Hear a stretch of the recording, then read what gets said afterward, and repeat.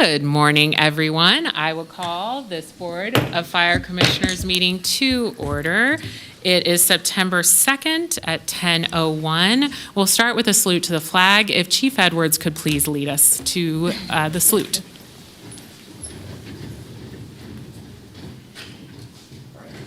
I pledge Allegiance to the flag of the United States of America and to the republic for which it stands, one nation, under God, indivisible, with liberty and justice for all.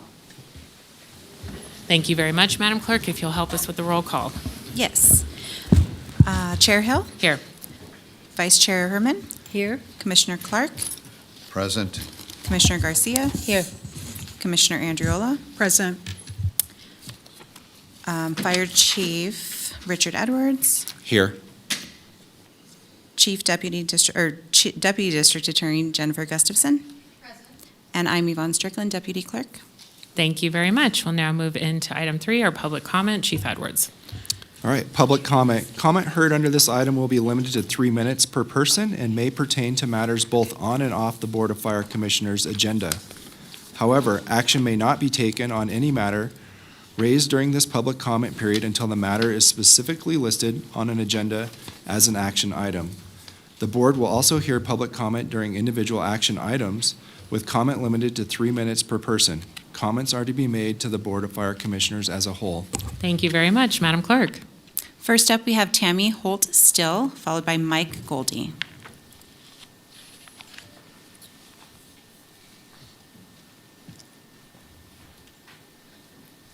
Tammy Holt-Still for the record.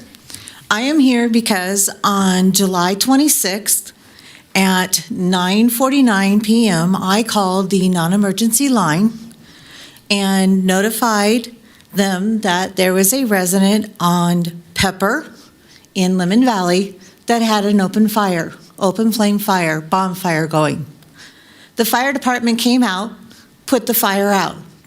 Within minutes after that, at 10:34, I called the non-emergency line again because that fire was roaring again.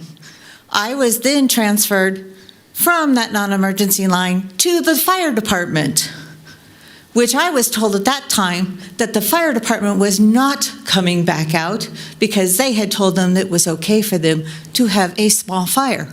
But yet I could see the roaring glow that I saw the first time, which is interesting because of the fact that as of right now, as of that time, there was not to be any fires, open fires. We cannot have any briquette barbecue fires or anything like that. But yet I was dismissed, I was hung up on, and the fire department did not come back out and put that fire out.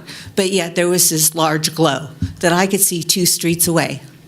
I am very upset at the fact that after the car fire, which got out of hand and came over Peavine, farmers turned around and let go of a lot of us residents in Lemon Valley because of the car fire, which we've had farmers for over 45 years.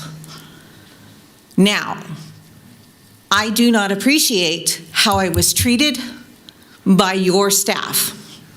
And I am here so that all of you know how I was treated. I expect that your staff does their job and does it properly. The person that was on that phone should not have hung up on me, should not have dismissed me, and the people should have come back out and taken care of putting that fire back out. And the person that had that fire the first time should have gotten cited. And that's how I feel about that. Thank you, Ms. Holt-Still. We'll look into that. We really appreciate your input. Mike Goldie, followed by Lori Carey.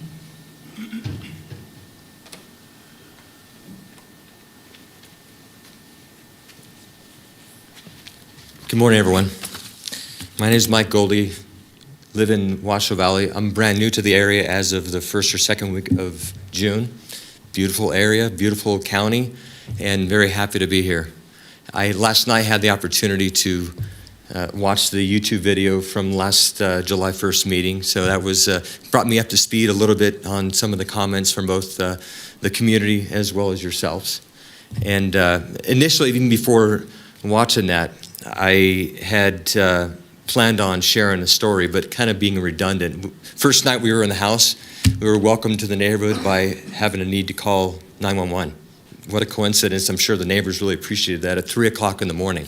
And I believe possibly some of the fire department, EMS folks that are here in the audience today might have been some of the ones that actually came to the house at 3 o'clock. It was my sister-in-law who volunteered to come into town to actually help unpack.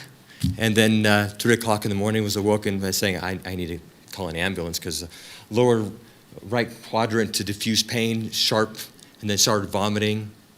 Might be appendicitis. It ended up being that, and fortunately had not perforated, but or had not became a dirty type of infection type of thing, but went to Carson Tahoe. It was a 20-minute response time, and if it was perforated or became a dirty type of situation within the gut, that could have been a bad thing, or a stroke, or a cardiac MI. The bottom line is that it was a long time, that 20 minutes. When we hear from the last meeting, 8-minute response time would be the most appropriate. And so, based on me watching the video last night from the last meeting, I'm kind of disappointed from the point that there has been no action up to this point taken. So I'm just requesting that just another voice, someone new to the area. Many of you sounds like you're new to your roles, and we're all in this together, and hopefully we can get, and whether it's due to budgetary constraints, sounds like there's some other proposals to accommodate closer or sooner response times than just the 20 minutes. So, thanks. Thank you, Mr. Goldie. I hope you'll stay for the presentation, item 11 on that. Thank you. Lori Carey, followed by Cliff Lowe.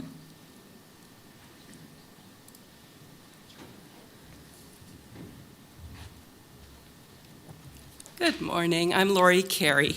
Thank you for listening to me today.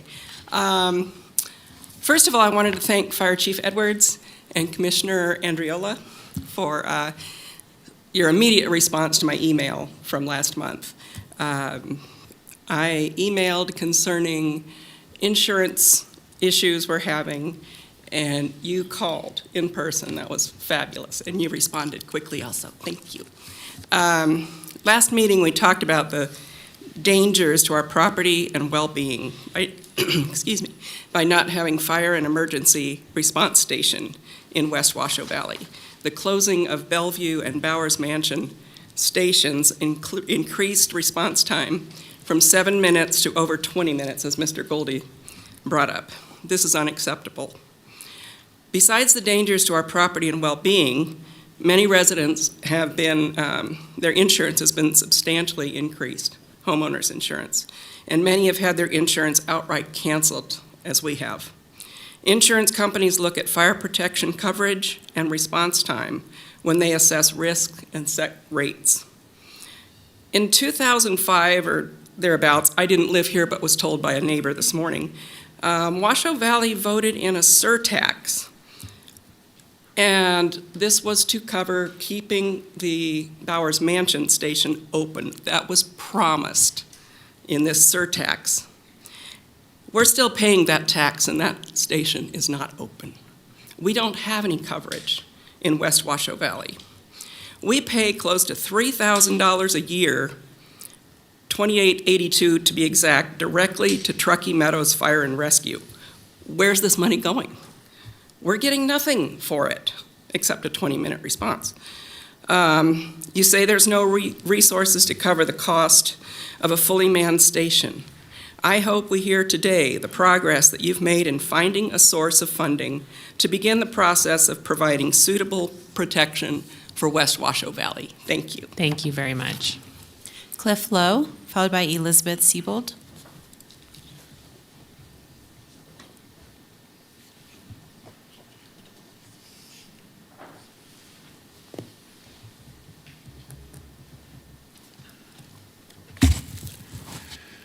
Good morning, Commissioners. For the record, Cliff Lowe. I have no great revelations or insight for today's meeting. I think much of what needed to be said was said a couple months ago and will be brought up by other speakers today.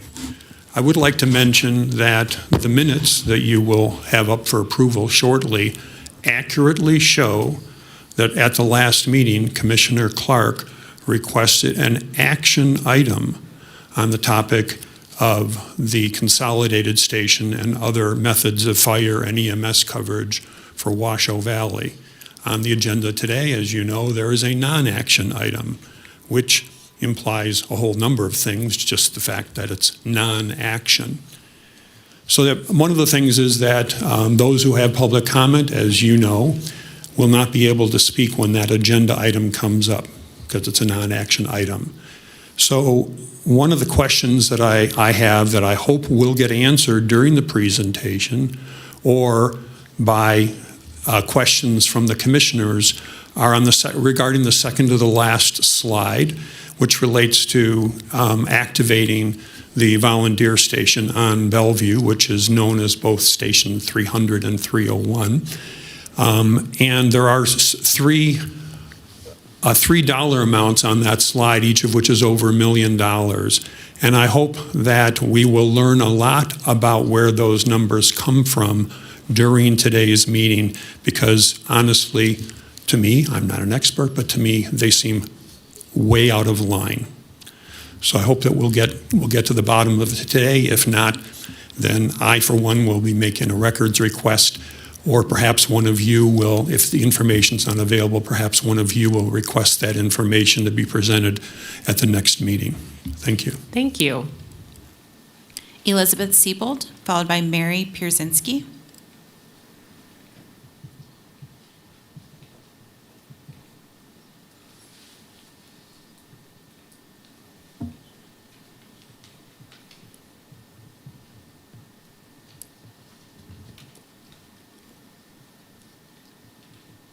Hi, I'm Elizabeth Siebold, and I live in West Washoe Valley. I am in a quandary. I want to know that they closed the Bowers Mansion fire station because of bat infestation. I know a lot of people in the valley that have had bats, and they've been able to get rid of them. You turn the lights on, you open the doors, and they leave. So it's mysterious that all of a sudden we move out and then the forestry department moves in. I can't understand, could the bats have left because of the forestry department moved in?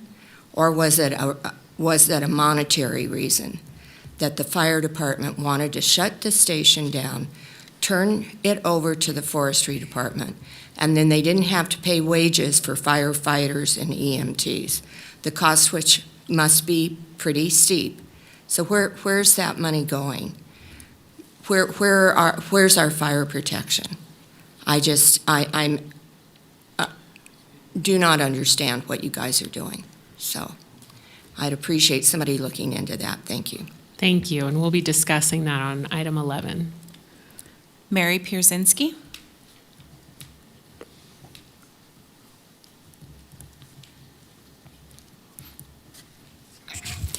Good morning, Commissioners and Chief Edwards. Thank you for giving us an opportunity to speak this morning.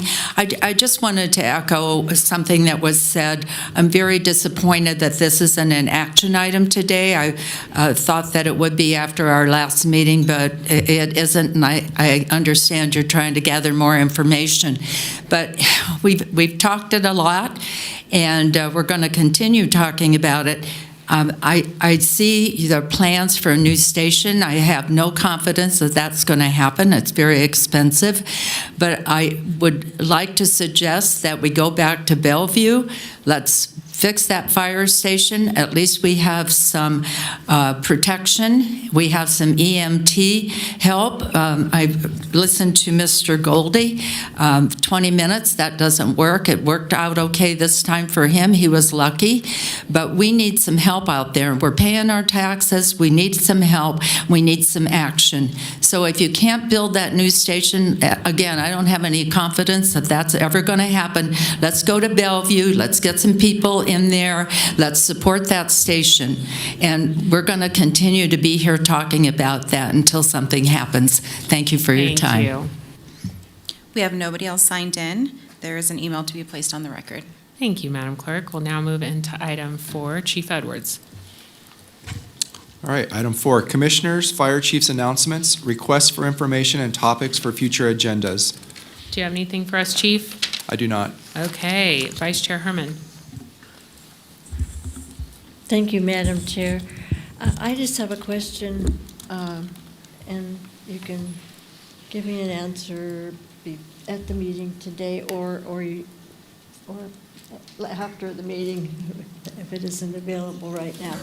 And what I wanted to know, I remember we had an ambulance down there, and I'm not sure where that went or if it's still there, in order to take care of in West Washoe somewhere. And I don't location, I just can't remember what it was that when we were discussing it earlier. So thank you very much. Yeah, I can follow up with you afterwards Thank on you. that. Okay.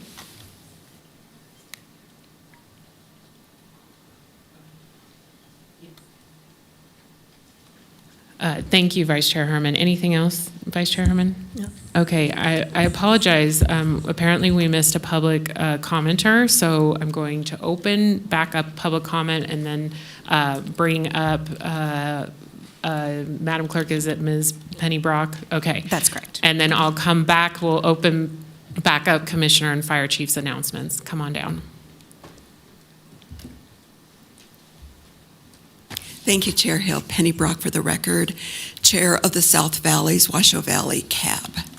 Not speaking, it's not been on our agenda, but we are very concerned.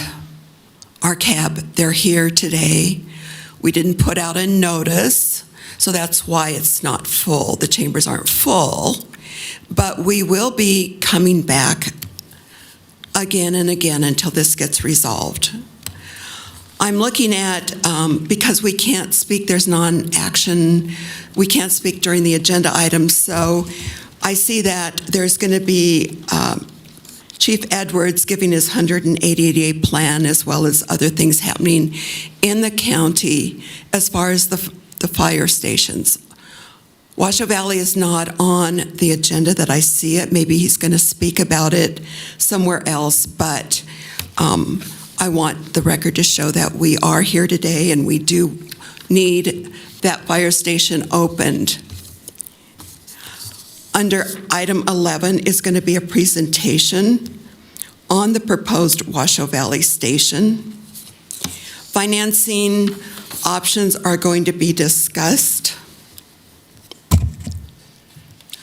I don't see where the county can use that $500,000 from the returned money from 7 Magic Mountains. That is an option. It was supposed to have been on the commission agenda last meeting, and it wasn't. So I don't know what's happened to that $500,000 of ARPA money that could be used to reopen this fire station. I have been told that Trucking Metals perhaps sees that as throwing bad money after good. It appears to me that the Trucking Metals Fires wants the new fire station, but the reality is it's not going to happen. It's not going to happen. We need it now. If you use that $500,000 to reopen that fire station, we would get it now until perhaps the funding comes for the new fire station.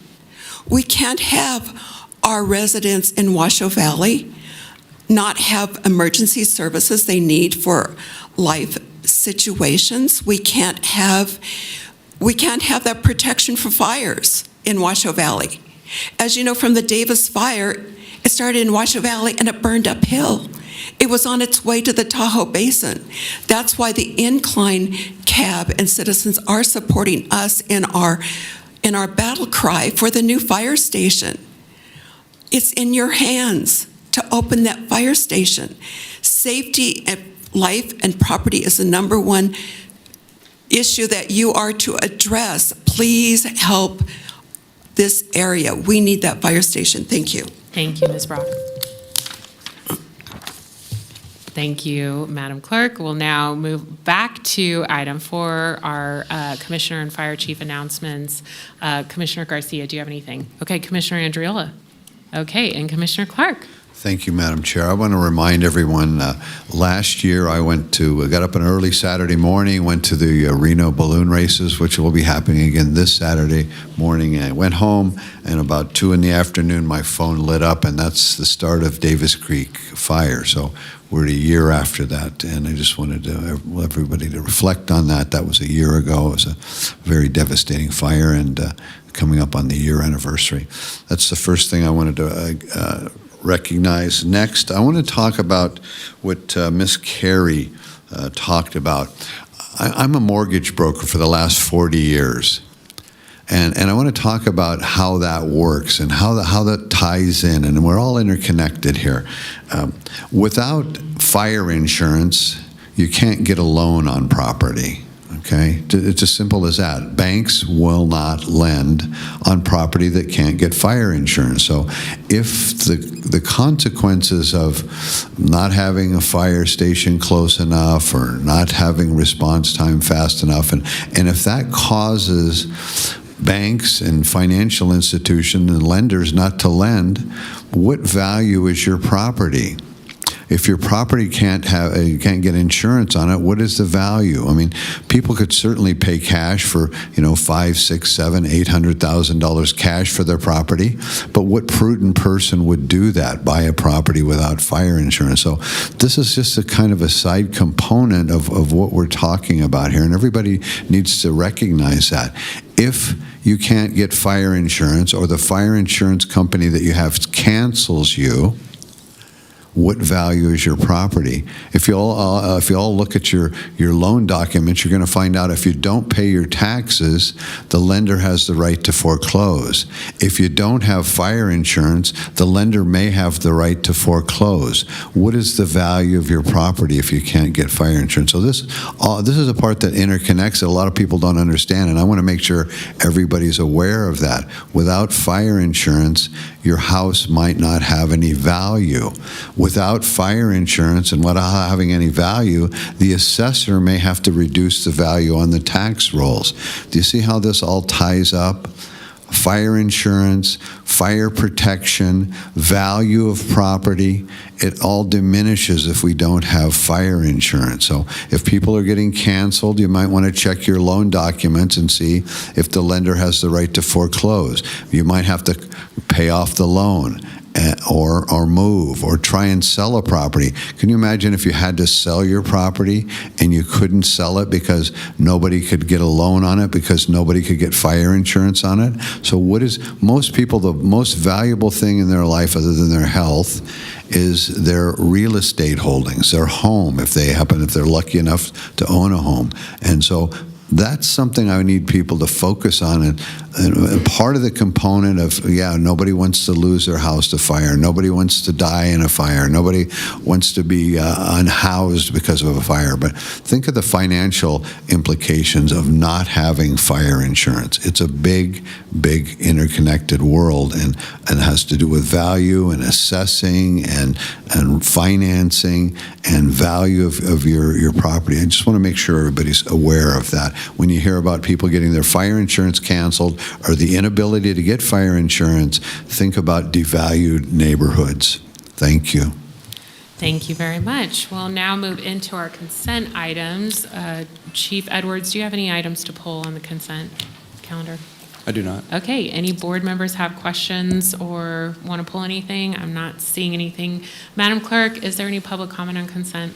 There is not. Okay, I'm looking for a motion. Madam Chair, I move to approve. Thank you, Commissioner Garcia. Looking for a second. Thank you, Vice Chair Herman. All those in favor, please say aye. Aye. Any opposed, please say nay. And that motion passes unanimously. Thank you. We'll now move into item 6. This is an exciting item. Chief Edwards. It is. Madam Chair, if I can take this item down to the podium with the Absolutely. chiefs. Thank you. Looking forward to it.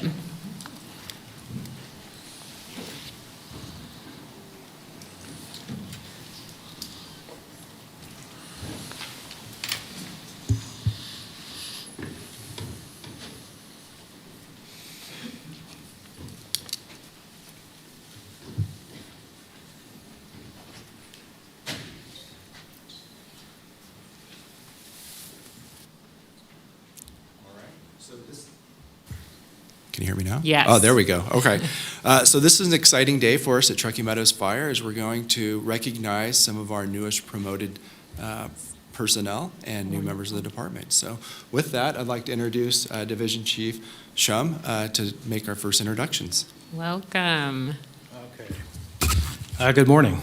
For the record, Joe Shum, Division Chief of Operations. So today, I have 4 folks from the Operations Division who were promoted and subsequently passed all terms of their probation. So when you're promoted to an engineer or fire captain, you serve a 12-month probationary period, during which time you receive more training and education, but most importantly, you receive periodic evaluations and check-ins with officers and the training division.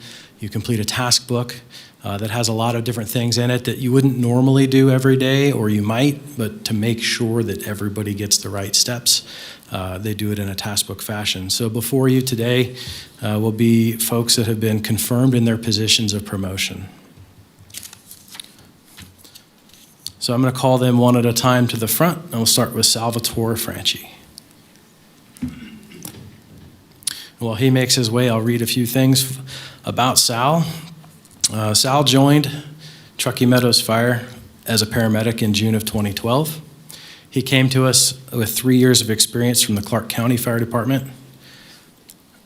He was promoted to engineer March of 2013 and to captain last year. He's an active member of the safety committee and an active member of our honor guard. Pinning him today is his dad, David. Wonderful. Congratulations.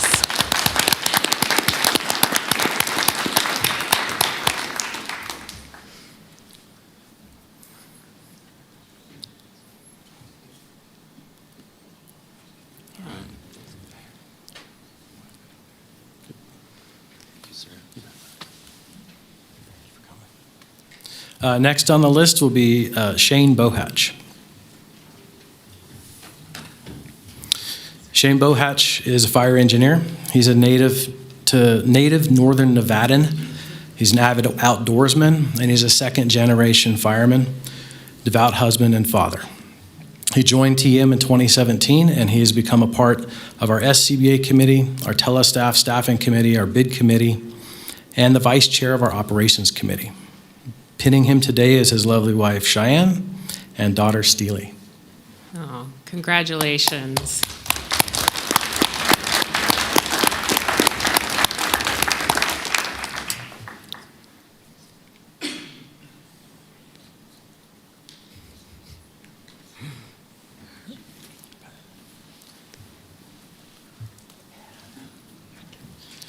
Next will be Dylan Lowe.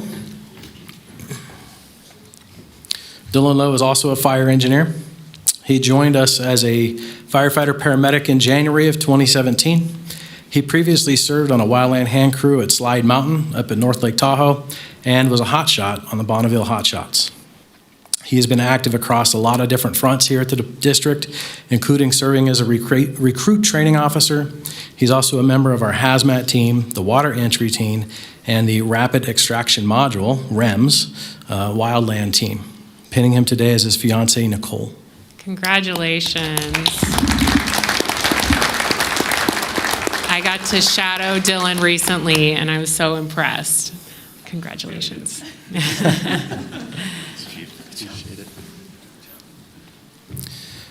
Next will be Gino Higman. Gino is also a fire engineer. He joined Truckee Meadows Fire in April of 17, coming to us from the Carson City Fire Department, where he served for over 4 years, after having served 7 years in the National Guard. Gino is a fire line paramedic, a member of the hazmat team, the REMS team, the EDS cadre, and the operations committee. Pinning him today is his grandfather, Kenneth Collins. Oh, congratulations.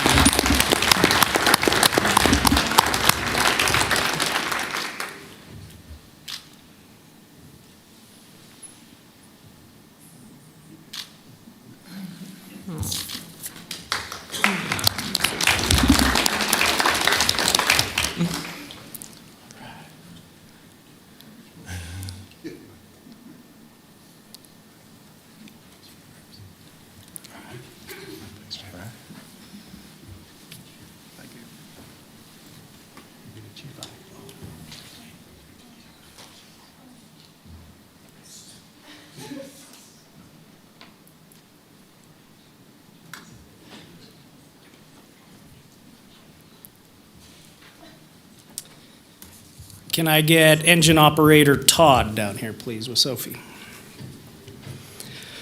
For the record, August Eisenhagen, Division Chief with Truckee Meadows Fire. It is my pleasure to announce the promotion of Mr. Dylan Todd.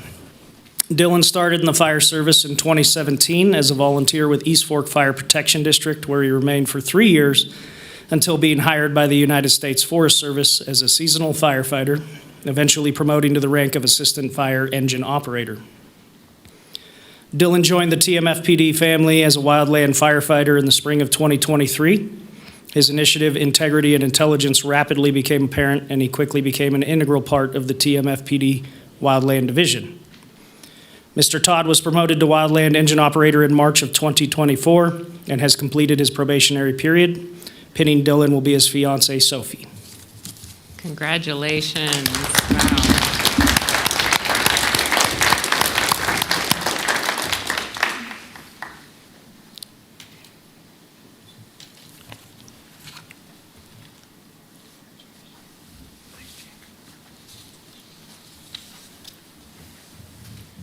And commissioners, if I can invite you down to take a picture with our newly promoted. Yes, we'd personnel, love that'd to. be We'll great. take a quick break and we'll come back.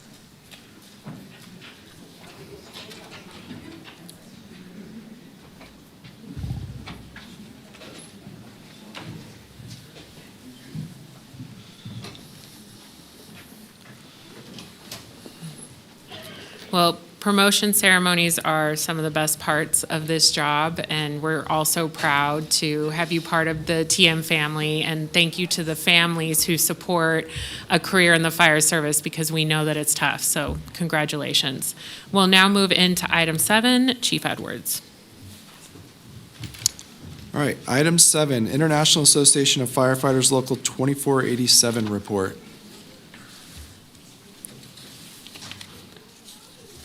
He's coming down.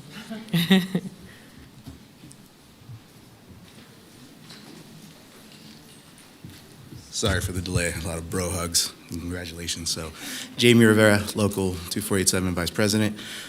Been a busy little summer. Hopefully it's slowed down with the precipitation. But other than that, I really don't have anything for you guys.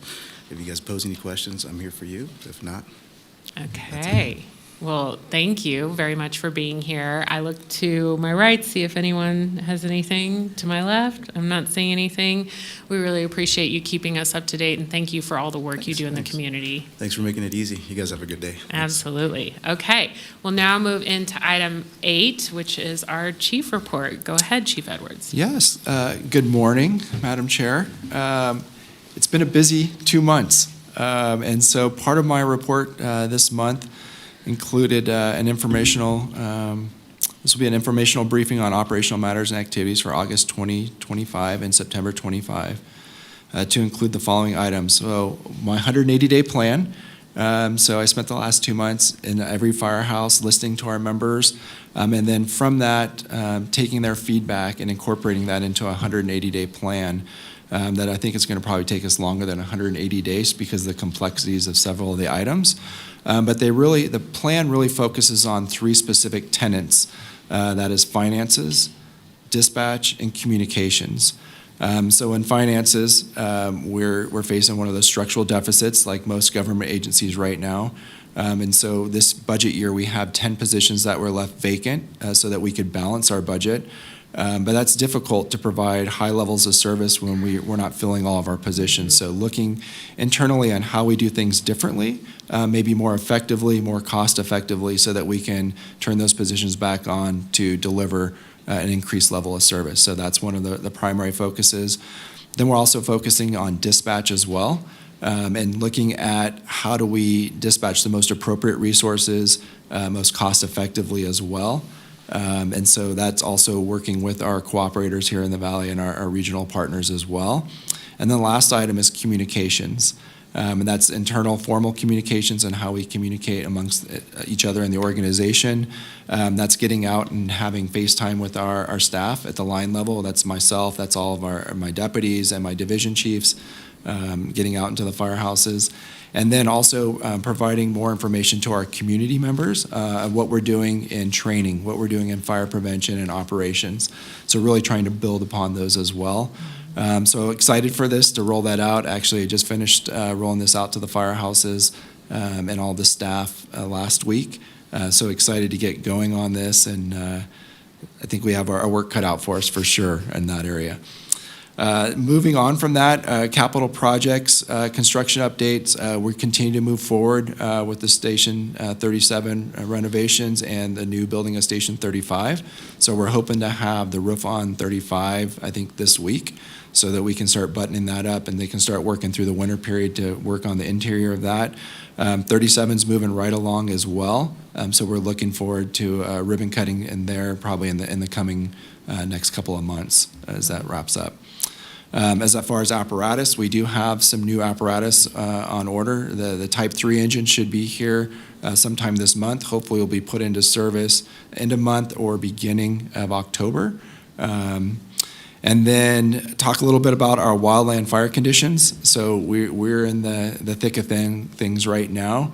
I know Commissioner Clark and I were speaking this morning about the start of the Davis fire was just, almost, I think it was yesterday, the anniversary of that. So we did get a little bit of moisture in our region last week, but it's not going to be enough to get us through to the winter. So really looking at the prevention efforts and so forth to really get us through, as the fuel moistures are really low right now, and fire conditions are pretty severe. So Hazardous materials incident, we did have a pretty significant hazardous materials incident last month at Reno Ice. This was a triad response from the three agencies, so it really showed and demonstrated that interoperability of our three agencies to mitigate that emergency. Thankfully, nobody was hurt. This was an ammonia leak as part of their condensing or cooling system for the ice there. So thankfully, that was mitigated without any incident. And then we're also working closely with AACT for the fire science program. And while we used to have firefighters embedded in that as instructors, they've since hired instructors, and now we support them by sending on-duty crews out to help mentor our future firefighters in that program. And it's a great program, really trying to build the next generation of firefighters, and an opportunity for our members to share their knowledge and experience in growing our future firefighters as well. The second part of my update talks about monthly response statistics. So the June report will look very similar to the reports you've seen in the past. And then taking your feedback, we've updated our July report to better highlight some different areas and bring more attention to our partnerships, our mutual aid, and where we're sending our resources and where we're receiving resources from our partner agencies as well. I'd really like to highlight that in July, we had 1,865 incidents within the jurisdiction. That resulted in 2,667 responses. So that response number is higher because each incident may take more than one fire engine as a responding unit. So our fires obviously have multiple units, so that's why the response number is higher. In July, we had 875 unit responses to Reno. We arrived on scene 41% of the time, or 360 times. And then Reno responded into Truckee Meadows 345 times. They arrived on scene 29% of the time for 80 total responses. So trying to really just show that partnership and how we're really helping out our neighboring agencies as well. And we'll continue to highlight that as we provide these reports monthly in the future. And that concludes my report.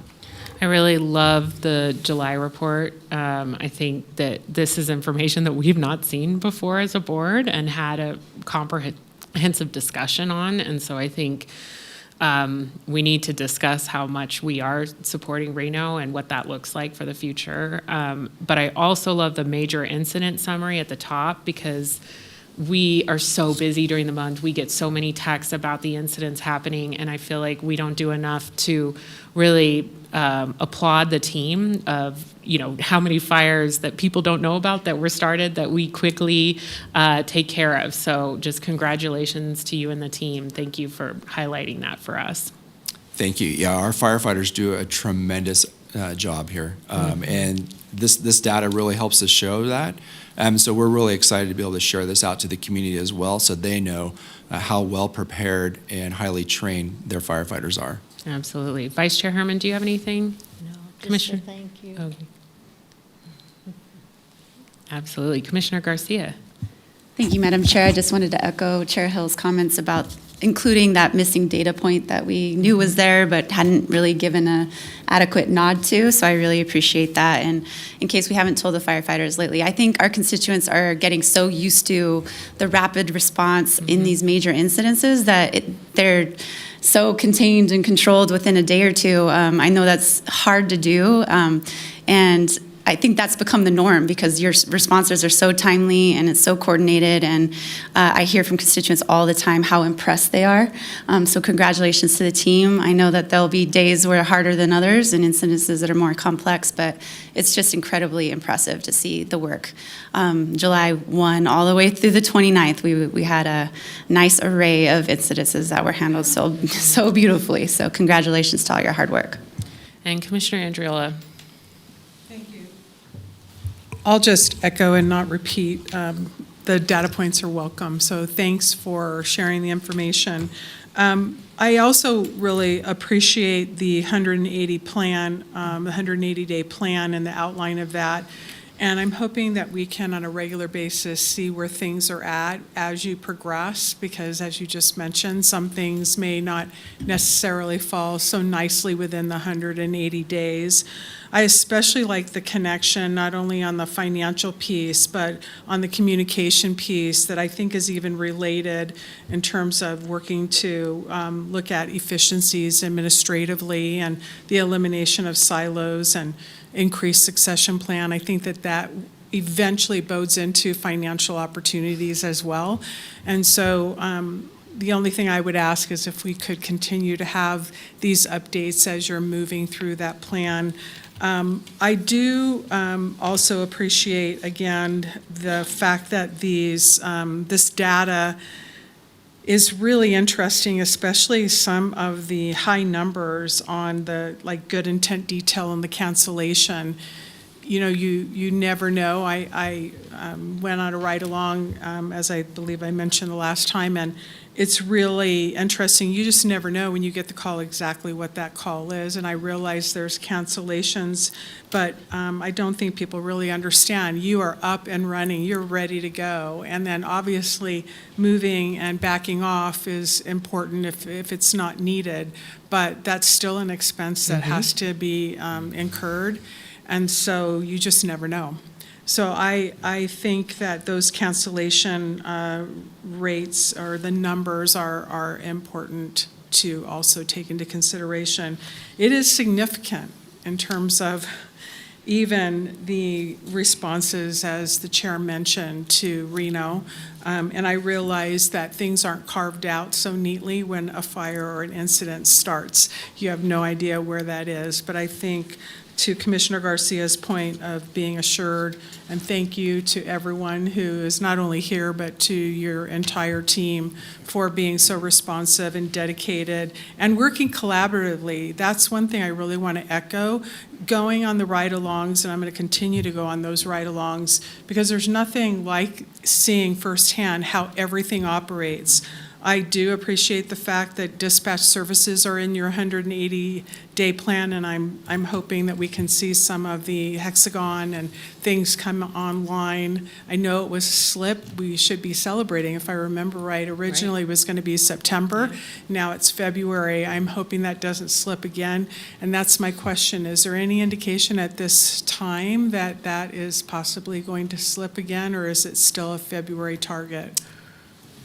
Yeah, I have not heard any challenges right now with the February 23rd date, but that's why it's part of this plan, that there's things that we should be doing today before Hexagon can be implemented that I think improves community and firefighter safety, that there's some opportunities there. So while Hexagon continues to work its path, I think we also have an obligation to make sure that we're providing the best level of service to the community by addressing other things at the same time. Maybe I shouldn't have asked it. I don't want to put it in the universe. Other than it happened.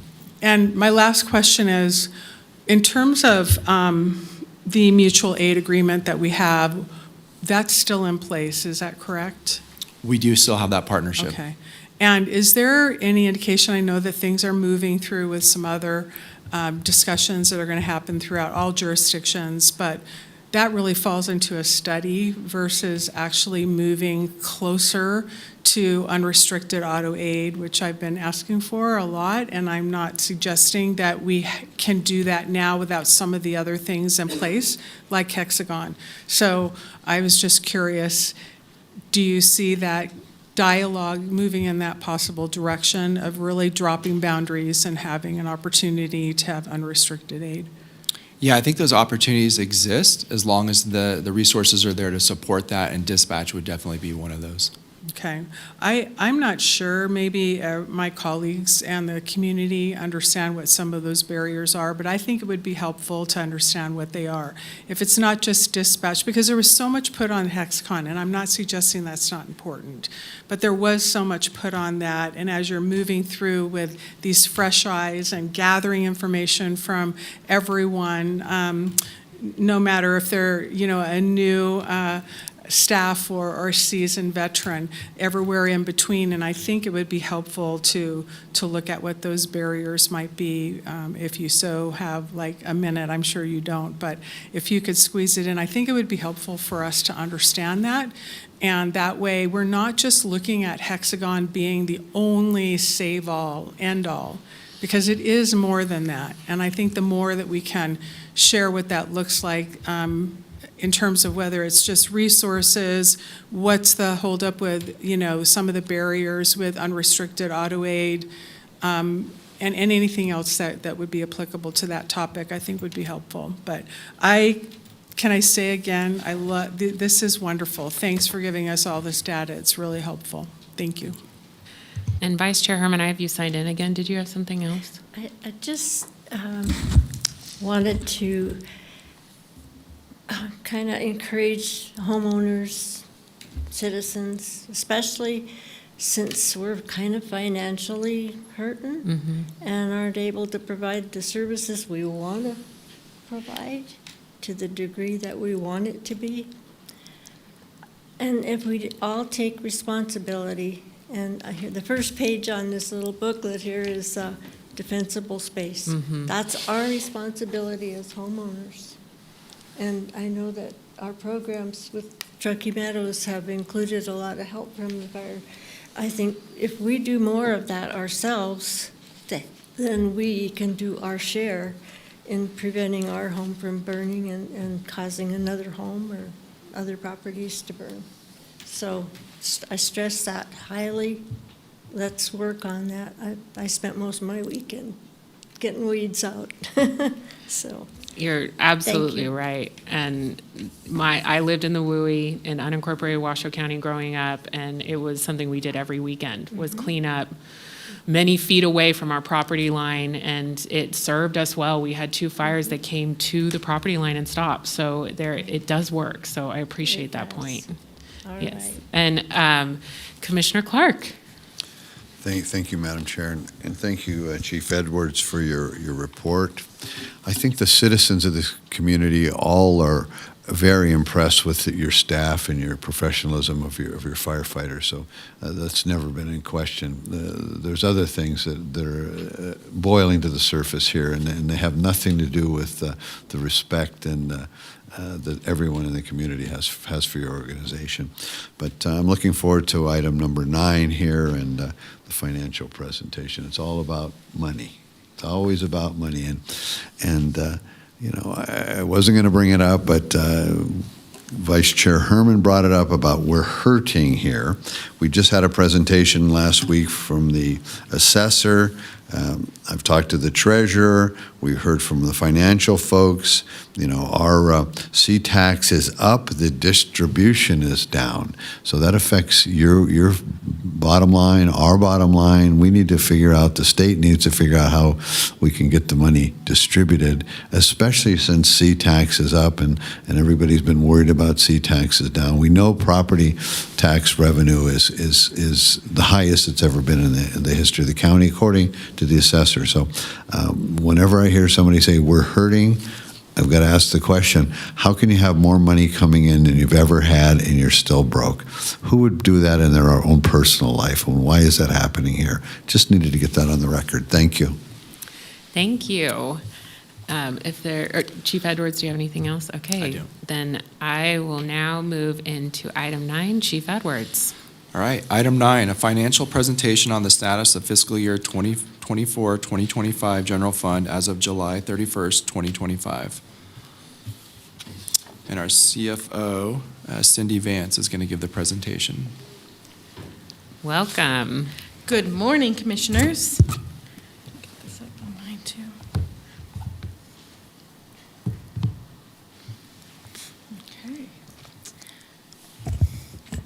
Okay. So what we're going to do, Cindy Vance, for the record, Chief Fiscal Officer of Truckee Meadows Fire. Starting this fiscal year and forward, we're going to make sure to bring the budget to actual monthly to the board. So this is our first month. This represents July 31st, 2025. So it's going to be, again, a smaller presentation. We don't collect quite as much in July. Move forward. The first slide shows our general revenues compared to 8.3% of the budget. So 1 month of 12 is 8.3%. What you see here is the budget in red is obviously much larger than the actuals in blue, and that is because of the timing of revenues. It takes about 2 months to collect our revenues. We did get our first quarter large property tax distribution on Friday, and as Commissioner Clark mentioned, consolidated taxes are delayed. Distributions are down while sales taxes are up. So that is a question, and it's a question among many of the other local governments too. But until we see those final 2 distributions, one we believe the county has, but they don't have the allocation to distribute it, and that will be accrued back to, or it should be. There's some questions about that, accrued back to June, and along with the true-up that is still to come in September. One of the accounting rules when it comes to government accounting standards is that our revenue recognition period is within 60 days of year end.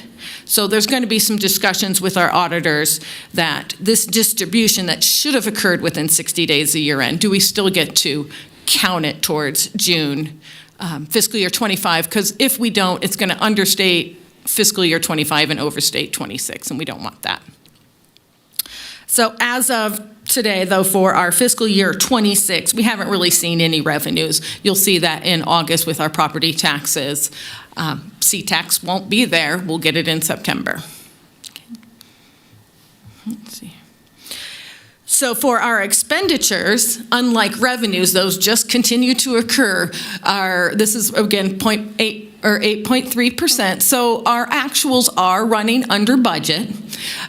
Salaries and wages are really close to budget. Employee benefits are a little bit down, and most of that is due to our insurance. We are fully insured, so we actually pay our insurance to LP or to Prominence, and we haven't made that payment. We hadn't gotten a July bill within time, so there is a missing benefit expenditure correct here that will go and post in the next period.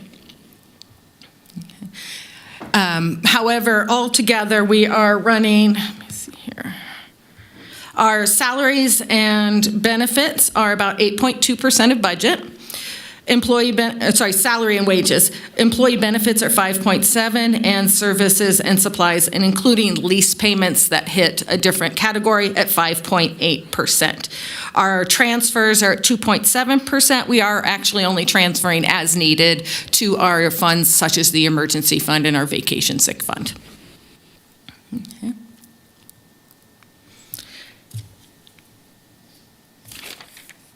And that is just a short presentation on our expenditures, but if there's any details that you guys want or any questions, I'd be happy to answer those. Thank you. I'm so glad that you and the chief are going to be doing this report to us monthly with the situation that the fire board is finding ourselves in. So we really appreciate this, and making sure that we just see any traps that may be coming up. Or just out of curiosity, is there a concern that you want to reflect to the board that we should know about, moving into this new fiscal year that is top of mind for you? Yes, I think our cash flows are definitely top of mind. One of the things, obviously, we got really close. We just had our property tax distributions, and without 2 consolidated tax distributions, with payroll continuing to process, and it's not going to hold weight with the taxes, so that is a concern. And our fiscal year 26 budget is to 9% of fund balance, 4% of fund balance. So when we get to this point, actually, April and May of next year, we're going to be very close. So I think our first my recommendation of our first use of any extra resources is to bring that fund balance back up to at least 12%. Right. And is the fire district allowed to get I don't know if we need this, I'm just curious. I'm on another board, and we have cash flow issues every year, so we take out a line of credit. Is that something that is traditionally done by this board, or is that just another board that's what they do? It is possible. We have actually had discussions with our debt consultants related to cash flows, and we actually met with the county and had some discussion on borrowing money from the county. Okay. We do want to try to avoid it because Sure. it is not good on with our debt ratings and such. It can hurt us for future debt issuance if we have taking loans just for cash flow purposes. Right. Well, thank you for that. Vice Chair Herman, do you have anything? Okay, Commissioner Garcia, Commissioner Andriola, Commissioner Clark. Thank you, Madam Chair. I think thank you for your report, number one. You're very welcome. And the cash flow problems are a real problem. We have employees, we have firefighters, we have staff. They all have obligations, mortgages, utilities, dance lessons, whatever they're doing with their life. We need to make sure that there's no break in that cash flow to them. And if this C-tax is slow arriving, we need, as a group, need to put some pressure on Carson City to see what we can do with that. I mean, the chair brought up, can we get a line of credit? I mean, this is like going to payday loans to make sure that the fire district is solvent. There's a point where if we're insolvent, that's a whole different issue for future abilities to borrow and lots of other things. So we're walking the fine line right now, aren't we?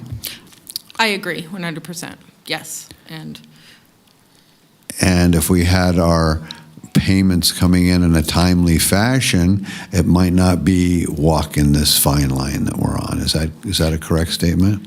yes, especially this last quarter. However, even if our collections are up because of where we projected our ending fund balance for next year, that includes timely collections of consolidated tax. So that small fund balance is hard right from our last big distribution happens in March for our taxes, and it has to take us to August, end of August. And that's the largest gap in receipts, where we are just receiving consolidated taxes at just under $1 million a month. And one of the other things that's going to make consolidated taxes a little bit harder is the state changed from accrual method to cash method. So our current budget has always been based on distributions based on accrual. So when we're looking at what we get and trying to compare it to budget, based on our historical information, which we do our monthly budget for, it's going to be hard to tell whether we're really running under budget or over budget. And currently, as you had mentioned, our distributions are far under budget, where sales tax is actually about 3% over the expected. So we should be riding above budget, and we won't know until we see these two distributions. So what I get from that is, in the future, as we get more into this, you'll have a better handle on the distribution that we're getting now versus the distributions that we got in the past, and can project with more clarity than we're doing now. Is that a fair statement? I think it's actually going to be less clarity, because right now, when they were accrual, we have many years of experience, and now they changed it. So now, starting in November, it was cash-based, so we've only got a few months of how the allocations, how the distributions are going to be per month on a cash basis. I meant going forward. Correct, yes. We're going to have to get on board, because Yes. that was then and this is now, and this is how it's distributed now. And Correct. And that's how we need to deal with this. It's nice to look in the rearview mirror, but what we need to look forward on how this is going to We play will out. certainly work with the state to try to get a better projection of, continuing to refine that projection per month to be able to tell whether we're running above budget and below budget. Yes. And so when the state changed, they changed this for all the counties. Everybody in the state's in the same boat. Yes. Okay, so everybody needs to kind of put their heads together and figure out how we're not going to have this problem of not being able to project correctly in the future. Correct. I've had discussions with other local governments, yes, and their concerns too. Very well. Thank you. Thank you very much. And Chief Edwards, do you have anything else to add on this item for us? Yeah, I would just add that, I think some of the challenges we've experienced this year and why we're going to bring this forward and update the budget every month is that the ending cash balance at the end of last year was such that, we had to turn off travel. We had to turn off some training, out-of-district training. We had to turn off out-of-district wildland assignments because we didn't have enough cash on hand to make the additional payments for overtime and so forth. So part of those, the fiscal concerns of the district and part of that plan is to bring forward a policy to you all to increase our fund balance in the future so that we don't ever incur the same challenge again. And we're not going to get there overnight.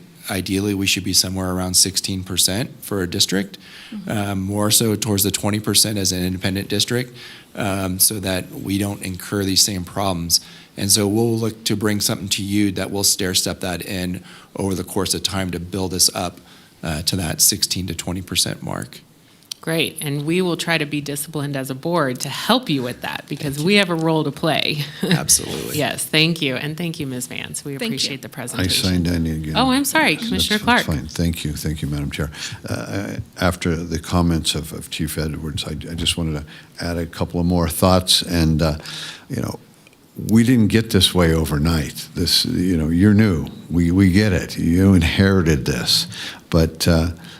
Without throwing anybody under the bus, it seemed like a lot of money got spent that was imprudently maybe should have been held in reserves, and we can follow that right back up to the fire station that didn't get built. If money was being spent on other things, you had money coming in, but money wasn't kept in reserve, and you see how all this financial stuff could be followed right up to the headwaters of what brought us to this, and so we can either kick the can down the road or we can address what got us here, and hopefully with you at the helm we can bring this thing back and right this and get things done that the citizens are asking for. So thank you for your hard work, and I think that we're looking forward to you delivering some good information to us in the future. Thank you, sir.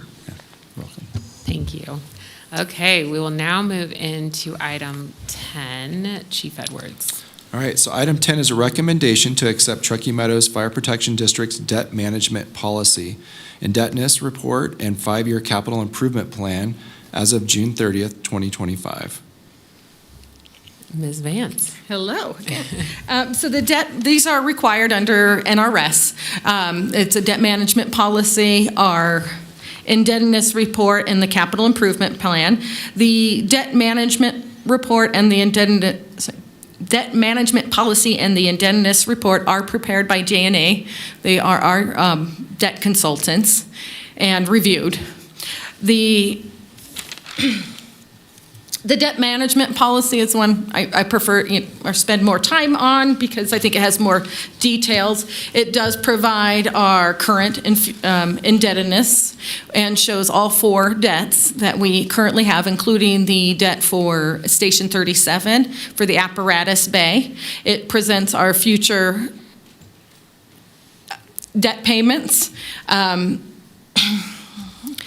And we have 4 debts. Our 2.3 is our medium term. That was purchase of equipment. 1.4 million is the balance for the Station 37 house was what most of that was used for. The 6.2 was when we did the Barron Way purchase, and the 5.2 million, which is our Station 37 apparatus, which was issued just last year. You'll see also historical information. It looks back and provides past information and then future presentation. And there's also a good section about, it also compares us to similar districts, including East Fork, North Lake Tahoe, and Tahoe Douglas, because those are all independent fire districts within the region, and our processes for issuance. The indebtedness report just gives more details on those 4 different debt issuance. It would put in any information if we were contemplating any debt, but currently, although we're discussing it, we haven't come to the point of like, oh, this is a how much we can issue, that it will be in the future past fiscal year 26. Okay. And our capital improvement plan, it is the basic state document, so that is one of the things that we want to work on, is a more comprehensive capital improvement plan, but the first year does tie exactly to what was approved in the fiscal year 26 budget, and then shows any future payments expected on those current projects, which will include Station 30. Great. Well, thank you for that. And I'm looking to the board to see if there's any questions. Vice Chair Herman, do you have anything? Commissioner Garcia, Commissioner Andriola, Commissioner Clark. Yes, I do. Thank you, Madam Chair. Talking about these different fire stations and how they've been financed in the past, and the concern is obviously in Washoe Valley about the inability to do that at this point in time. Is there balances due on each of these fire stations that are currently in operation? Are they all completely paid off? Are there's some type of financing on them? Is there some mortgages due on this? Is there some bonds due on this? Is there outstanding balances on any of these sites? Yes, there's the 3 debt issuances are directly related to fire stations. So the 5.2 is for, and the 1.4 are both for Station 37. Mm-hmm.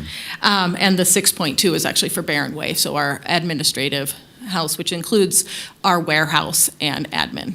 Sure. I'm talking, and I don't know the numbers Mm-hmm. of all the stations, but each individual station scattered throughout the county, are they all paid off? Are they free and clear? Is there bonds against them? Is there loans against them? Can we get a breakdown of what obligations we have on all of the buildings and real estate and property that's owned by the fire district? Is that possible to put that together?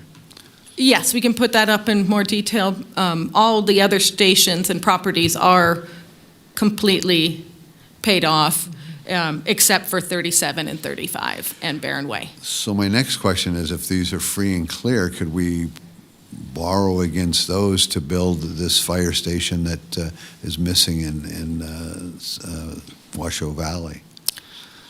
Can we obligate these and use these as collateral to finance the operation and the building of a new fire station? With government bonds, it looks at more of our ability to, our cash ability to pay. It's going to look at our property taxes and consolidated taxes, revenues against our ability to pay. Having a collateral, I guess, doesn't necessarily increase our ability to pay, to have the cash to pay debt payments. And when we do the debt issuance, they look at mostly consolidated taxes.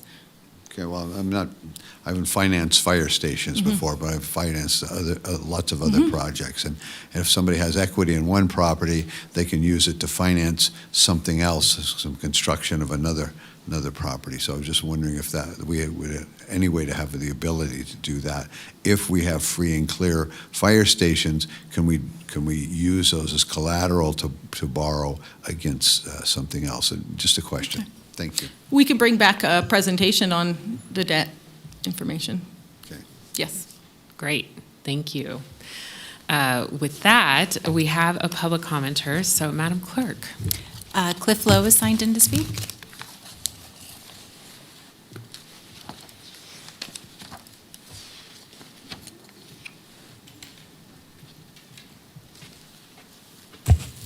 Hello again, for the record, Cliff Lowe.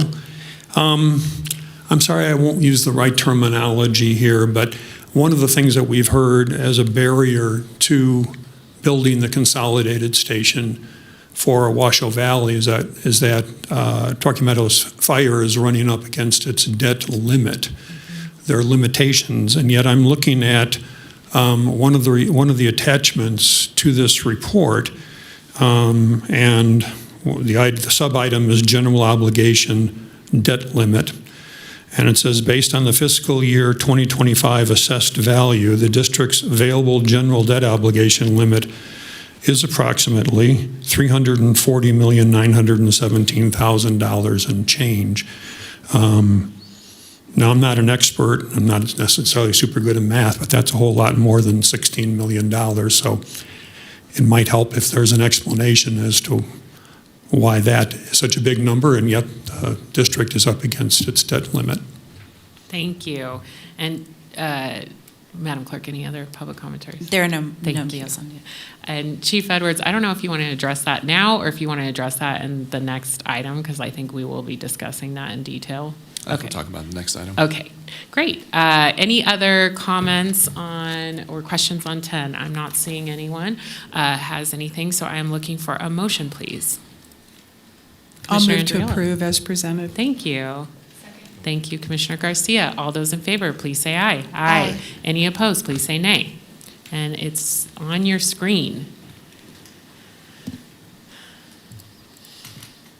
All right, that motion passes unanimously. We'll now move into the big item of the day, presentation number 11. Go ahead, Chief Edwards. Yes, and number 11 is the presentation and update on the proposed Washoe Valley Consolidated Station Project. We have Chief Kettering to give the presentation.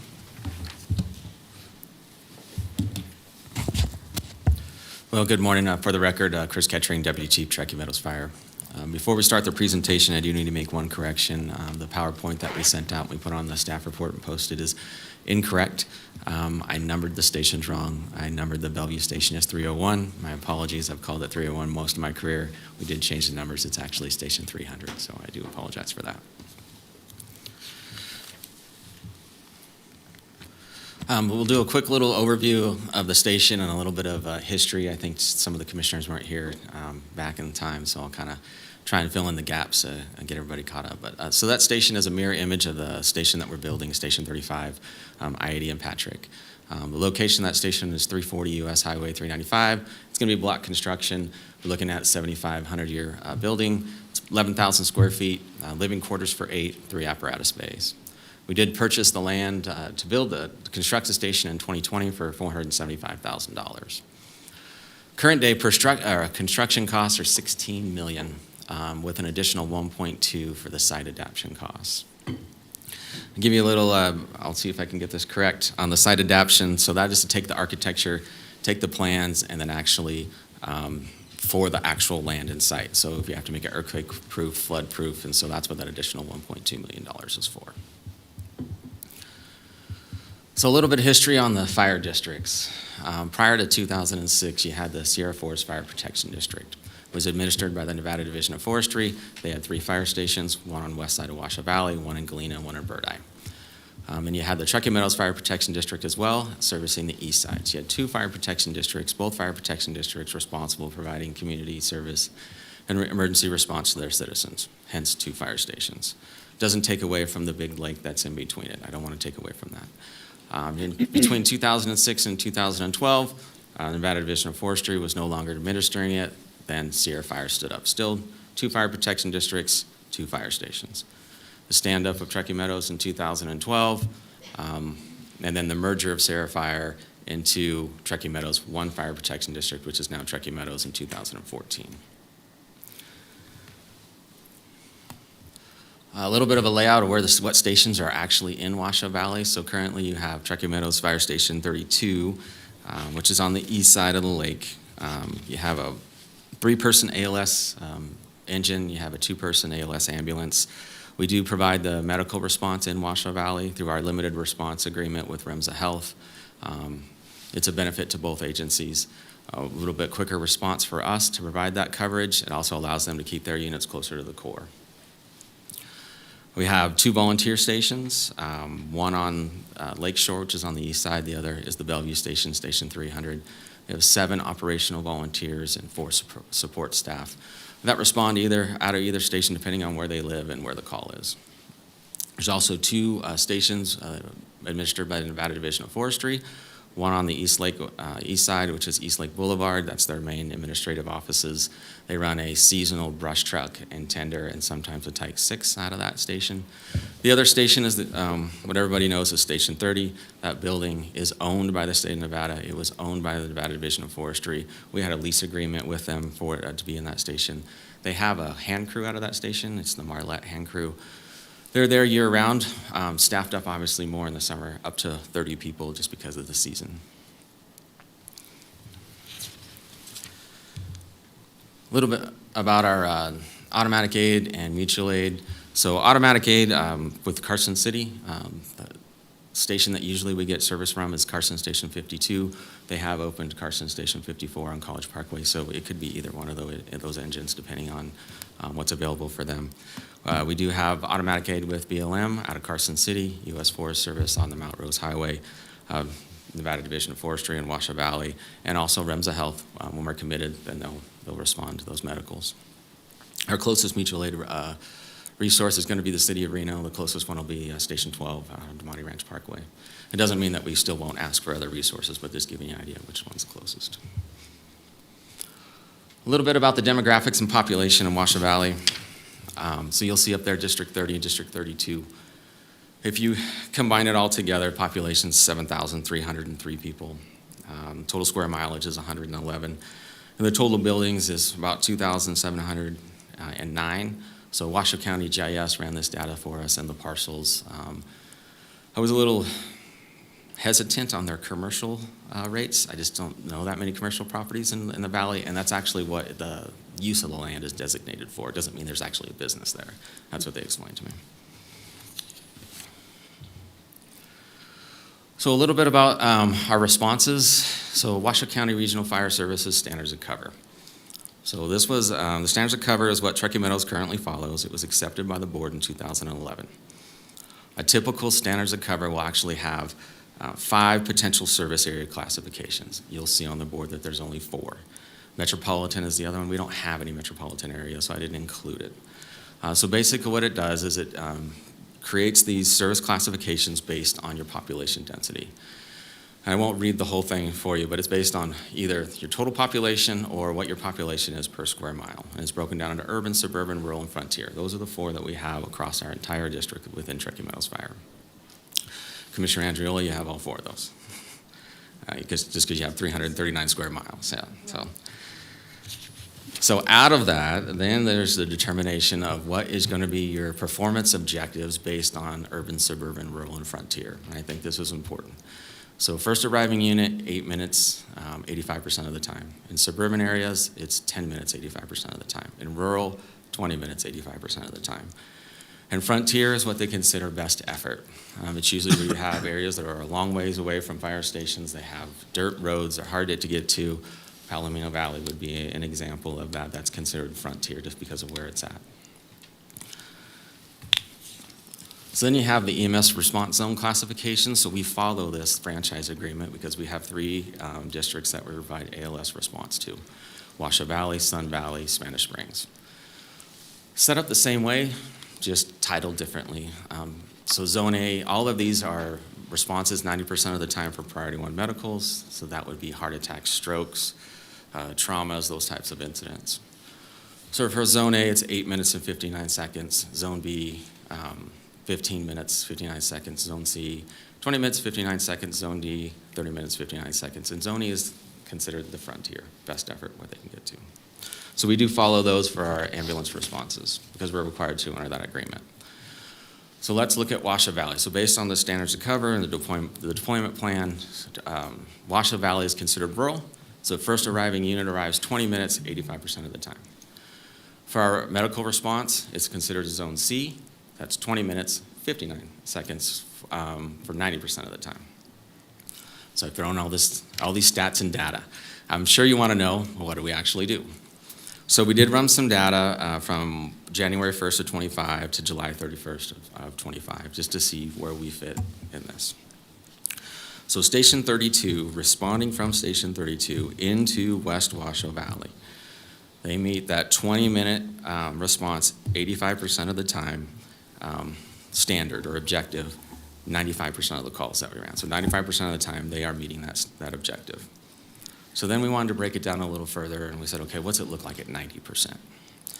So once again, responding from Station 32 into West Washoe Valley, it's 11-minute, 56-second response. So we'll say 12 minutes, 90% of the time. So we're meeting those objectives that were set in that Standards of Cover.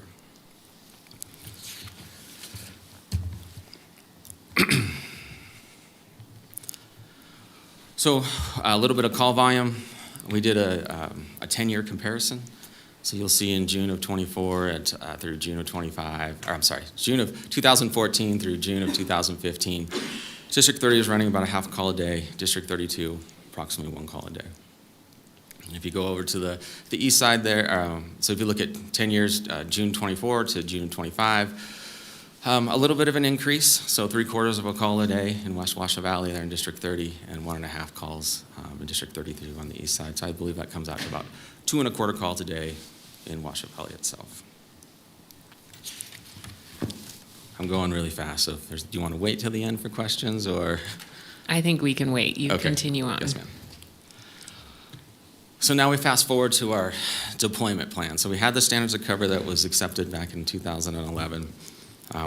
So the deployment plan's based on the foundation of that standards of cover, but what we really were trying to do was determine where our resource deployment needed to be, and did we have the right resources in the right places. So the plan found out, once we ran all the data, 73% of our call volume is in the North Battalion, and that includes Verdi, Sun Valley, Spanish Springs, Stead, Cold Springs.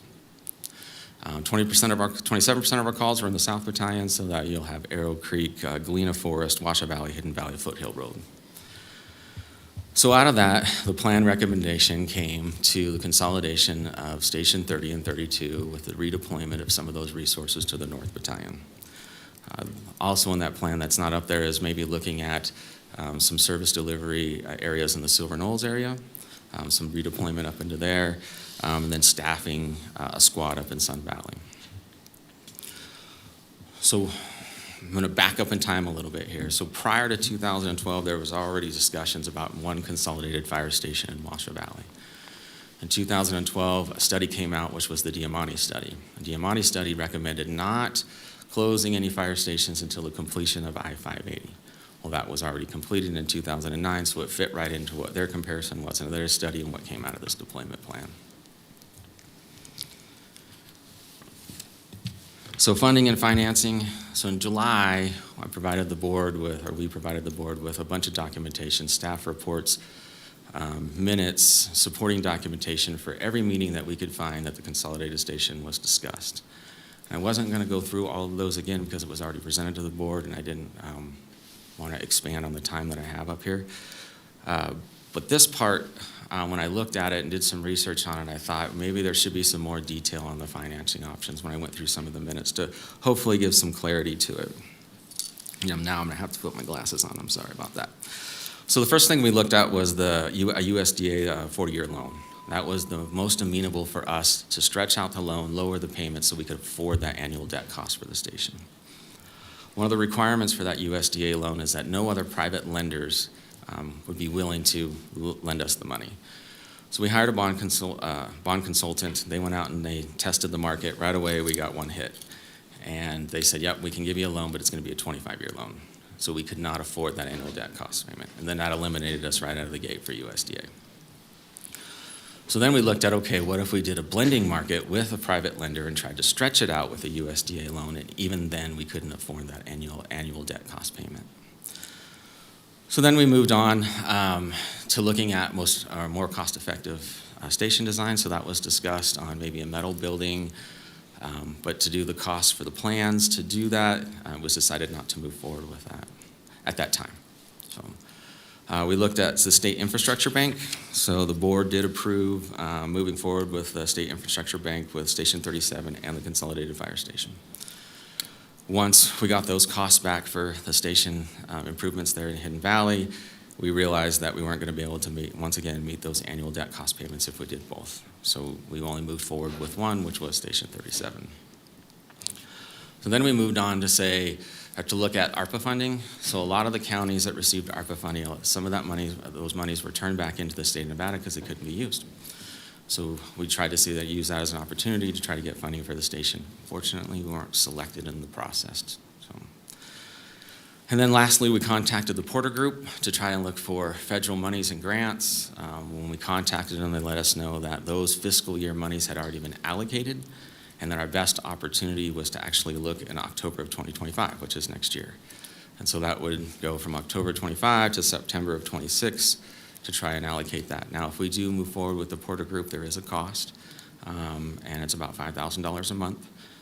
for them to help us move through that process. If that process takes a year, I guesstimated $60,000. I don't know how long that process takes in the federal system. But we also did, which is not up here, my apologies, is we did actually look out for some local grants. And through some foundations, there wasn't a lot of support for an actual building. And there was also kind of a struggle if we were able to get a portion of the loan and then a portion of the grant. There was concerns about the money that we would receive in the grant just sitting in a bank account and not being used. It was more of, hey, we'll give it to you once you start the construction piece of it. But it wasn't a no, but we were kind of told not really what they were looking to do, more of apparatus and those types of things. All right, so our continued challenges. Construction costs, obviously $7.5 million in 2022 to $16 million today. The increased interest rates, that affected that process. Declining C taxes, and so I know we talked about C tax a little bit earlier about how they're up. It's declined in comparison to what it was in 22 to what it is now. Is that correct? Yes. Thank you. So. Will you say that into the record, just so we got it on the recording? Thank you, Ms. Van. So back into fiscal years 23 and 24, where we were projecting over 12 million, then we dropped back down to 11 million. Right. Thank you. Thank you. So property tax growth within the district isn't really keeping up with inflation. We are seeing growth in the district, but with costs, with the organization and inflation rates, we don't have the ability to take that money and put it into capital to put away for the station. And then the inability, obviously, to fund greater than 25 years. If we were able to do that, I think that would help us with making those annual debt costs. We talked about capital purchases a little bit earlier, but we have loans out on fire apparatus that we're still paying on and other capital projects that I think will probably come at a later date to show you exactly where all those funds are. So interim alternatives. So we're looking at all kinds of different alternatives. One is the design and construction materials. I think we can bring the cost of the station down if we do that, but that is going to cost money to redo those plans. We did talk about a temporary modular on the apparatus, on the actual site of the property that we purchased, so building the bay and then putting a temporary modular there. The cost for the dirt work and to build the bay, we did not have the money for, and so that was put off to the side. But it is an option. And then utilizing Station 300, not 301, on Bellevue Road. So back in 2022, that was included with the board as a temporary site when we ended the lease with the Nevada Division of Forestry. We've had an engineering company come out and kind of give some of those costs. Those costs were pretty high to convert that property over to what we needed. And so we didn't move forward with it. The last one on there is redeployment of our TMFED wildland crews. We are talking about doing that. So we're currently evaluating what it would look like. Would it be temporary? Would we put them there just seasonally? Would they be there year-round? But they wouldn't be there to service Washoe Valley year-round. Obviously, they'd be out on projects across the entire district, but it is something that we're looking at and what those costs would be to add what the building needs for that to happen.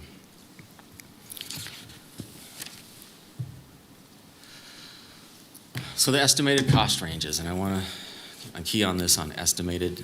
What we did is we took that document that I told you about in 2022 that was provided to the board, and we tried to update that what it was in the market today. Plenum Construction was helpful with us in that process of using a lot of the numbers that we're currently doing in the Station 35 out on I-80 so we could compare.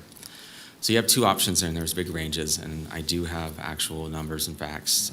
I know that was addressed in the public comment, which I'll get to here in a second. But no matter which option we go to, if we staff it, that $2.5 million is going to be pretty close to our annual operating costs. So that is staffing, and it includes base salaries for staffing, plus you have to cover overtime for vacancies, sick leave, that kind of stuff, services and supplies, utilities, service and maintenance on the apparatus, tires, oil, fuel. So all that adds up, and so that's a range there, about $2.5 million.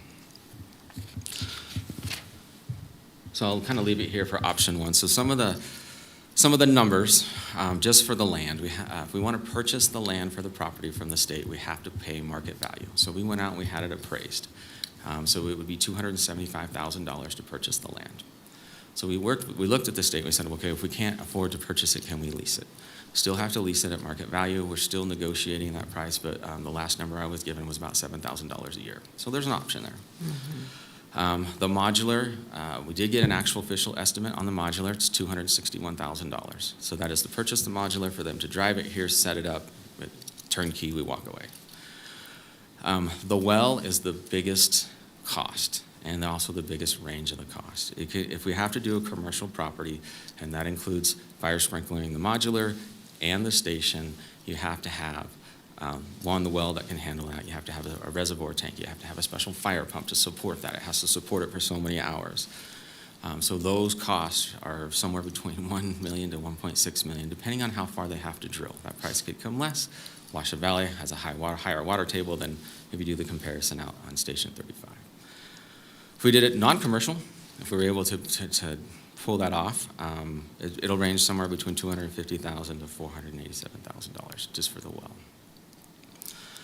The bay itself, we would have to put an oil sand separator in there to protect the environment, especially that close to the lake. That's about $15,000, but it ties into the septic system. The septic system would have to be redone. It's about $109,000. We'd have to have special monitoring devices on it because one of the oil sand separator and the water table that's out there, it's very similar to what we do in Bird Eye because of the Truckee River. When they come out, they test it in paving. It will range anywhere between $200,000 and $250,000. We can't leave that gravel if we have apparatus going in there all the time. With the the rain and the snow, it'll just eat it up. We have to pave it. The electrical piece is still kind of up in the air. If we can keep the building single phase, then we're good. We have a backup generator that we can put out there, but if we can't and it has to go to 3-phase, we don't have a generator to support it, that generator costs $60,000. And then there's some other little ones, an exhaust system. We want to try to minimize the exposure to our personnel for diesel exhaust. That'll be $100,000 to put a diesel exhaust system, recovery system into the bay.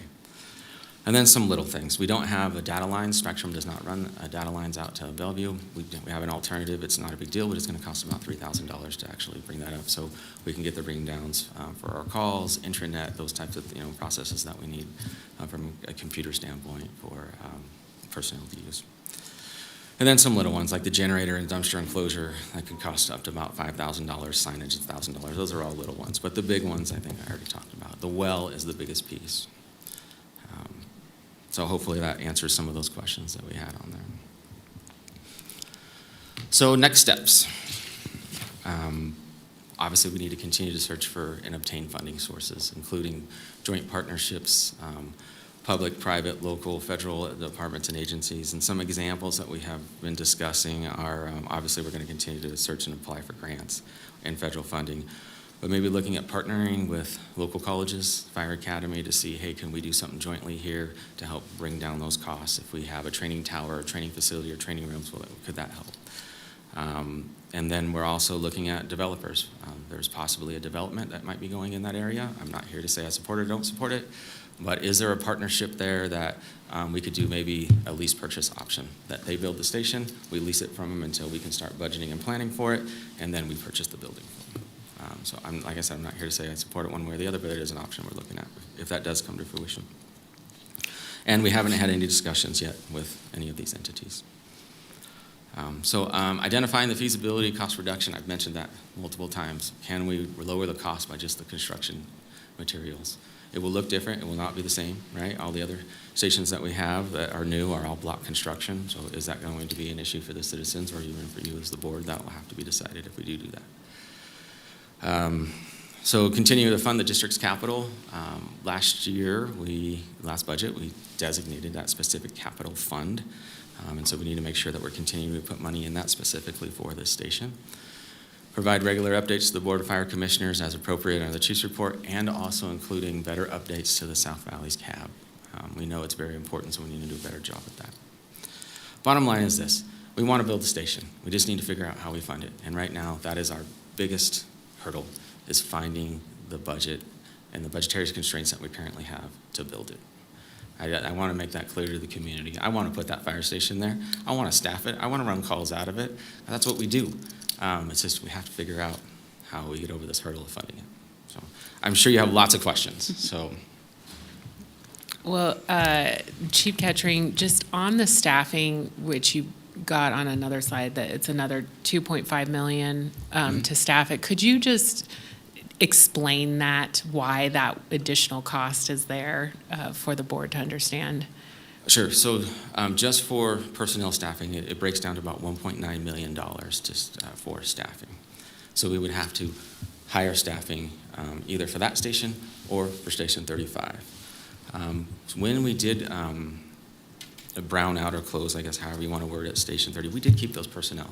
We kept 3 floating captains, 3 floating engineers, so those personnel are still in the department. Now, this year we've kind of held those positions vacant to try and get as much cost savings as we possibly can until we need to actually staff that station, and then we'll have to move forward with those promotions. Am I answering your question? Yeah, that's helpful. I just wanted to make sure, those staff are filling, what do you call it when they fill in other positions as well? They're covering for overtime. I call them floaters. Floaters. Positions. Yeah, so they exist. It's just, go on. Correct. We do have some vacancies right now. We had some retirements with captains. Like I said, we're holding those, but we know we're going to have to fill them here in the future. Right. All right, thank you for that. That's very helpful. Anything else to add for us? Okay. Does anybody have any other questions? I'm sure we will. I just wanted to see, Chief Edwards, did you have anything to add on that presentation? I think the only thing I'd add, especially with the staffing component of it, is when the consolidated station is built and we can find the money to build it, then the personnel from Station 32 would be relocated to that firehouse as part of that joint consolidated house. So the staffing costs wouldn't increase for us once we can build it. It's just a matter of, like we said, finding the money. We want to build this firehouse. We want to make it a reality. It's just the challenge of being able to do that today. And I think the other component to that is, even if we can get long-term funding or a loan for this property, we still have to be able to make the loan payments. Today, we don't have extra money in our budget. That's our biggest challenge. So trying to figure out how do we live better within our means to be able to do that is going to be difficult while continuing to provide the level of service we provide today. Great. Well, thank you for that. Commissioner Clark, we'll start with you. Believe it or not, I have no questions. I mean, we're beating this dead horse to death. We've talked about it and talked about it and talked about it. And at the end of the day, there's no money. And there's no money because it was spent elsewhere. So that's just my take on it. And I don't know how we're going to correct that, but I look forward to the chief trying to fill this gap and getting this moving forward again. Thank you. Thank you. Commissioner Andriola? Thank you, Madam Chair. I just want to get clarification.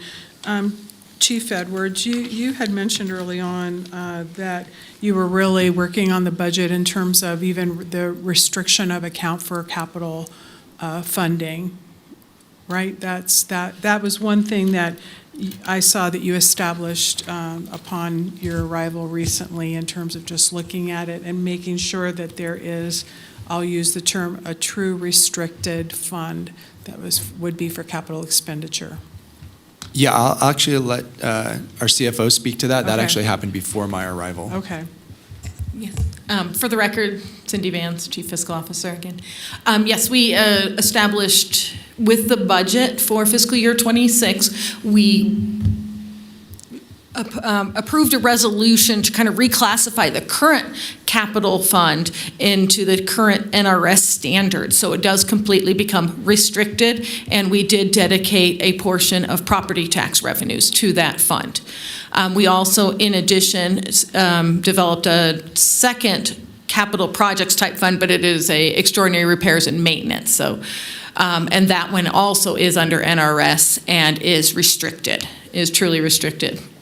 Thanks. Maybe it was when you arrived, but whatever it is, I remember it coming before us. And what is that balance at this point? Do you know? I do not, but I can get that for you. Okay. Thanks. I'm just wondering, Lori Carey brought up the fact, and I've heard this from other folks that live in Washoe Valley about specifically, who have lived in that area for quite some time, that have an understanding of a specific surtax that is happening right now, that they're paying extra And I just want to get clarification on that it was intended for a new fire station. I'm not aware of that. Our current property tax is 0.54% of per 100,000, and it is district-wide. Do you think we could get just 100% clarification on that? It is not new to Ms. Carey's comments. I have had calls on this. I have had questions, and I think it would be very helpful to understand, is there a surtax or isn't there a surtax, really? And my follow-up, if there was, to where is that money going, and should it be going to a restricted capital account? But I think we first need to find out if there is an additional surtax. Specifically, it looks like maybe possibly in 2005 is when this initiated, possibly. And so Chief Edwards was just going to pop in on that. Yeah, we'll look into that and bring that back thanks. to the commission. Thanks. I really appreciate, Chief Kettering, you putting all this together. I think it's really important to have full transparency so everyone understands what everything looks like.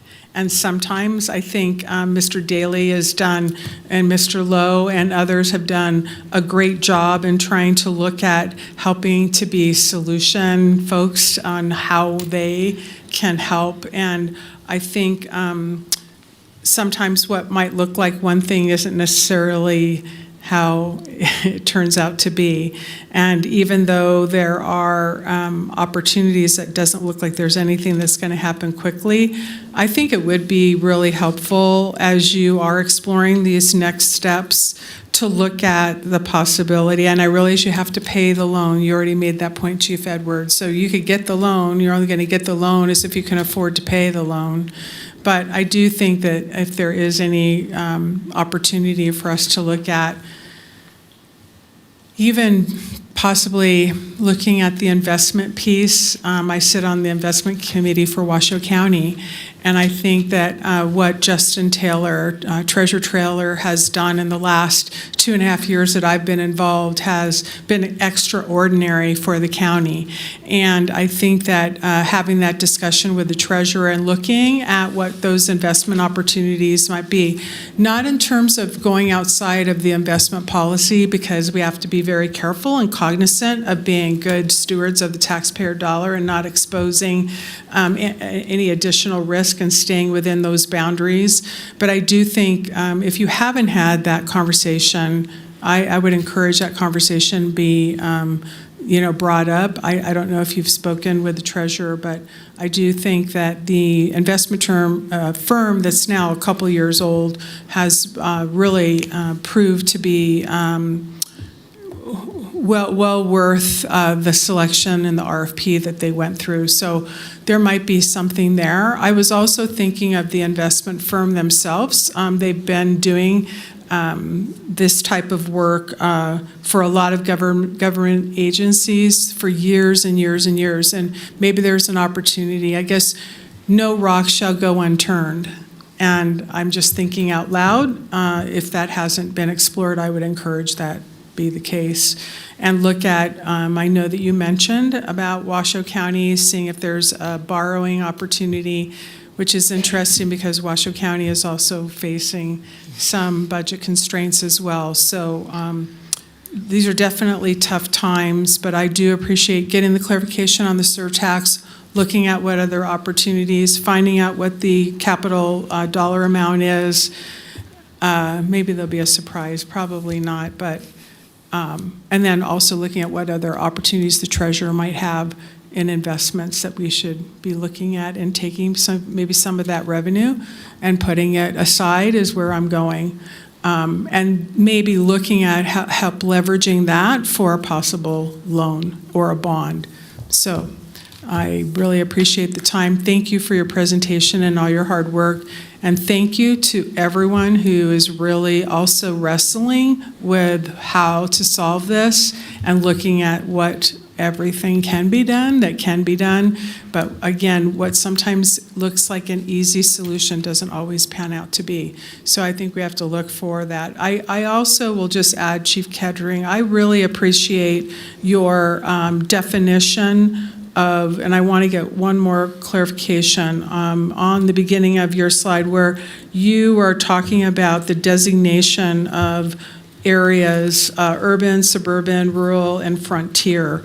And Washoe, as you pointed out, and the Zone C, I believe that you pointed out, yes, for REMSA. So the 20 minutes that we hear, is that an accepted time frame then, the 20 minutes, to Mr. Goldie's point about his circumstance, which has a great ending?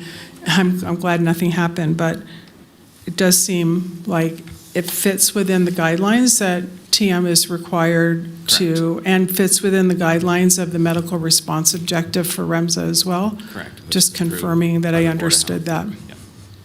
Thanks for all your hard work. Again, thank you, Chief Edwards, for putting this all together, and thanks for clarifying. I'm guessing that we'll have more information as some of these other questions come to light.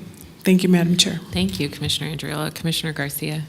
Thank you, Madam Chair. I echo what Commissioner Andriola just said about the standards of cover. I think that was a really important part of the presentation for me for fire services and EMS, and Washoe is designated a rural area, and we'd love to see improved services in all of our rural areas throughout Washoe County. And I think, as we look forward, just to remember that these were agreed upon in 2011, you said, these standards of cover, and that's something we can help communicate to our constituents. It doesn't sound great, but it is what we agreed to follow and have been following for years. Another important part of this presentation that was helpful for me understanding is some of these hidden costs.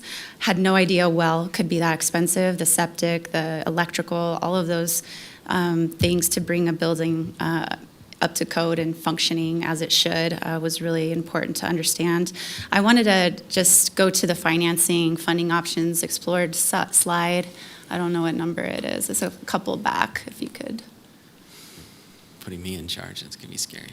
No worries, right there. Okay. Yeah, so this was also really helpful to see the legwork that you have already put in to look and explore different options from, all the way from the feds all the way down here locally.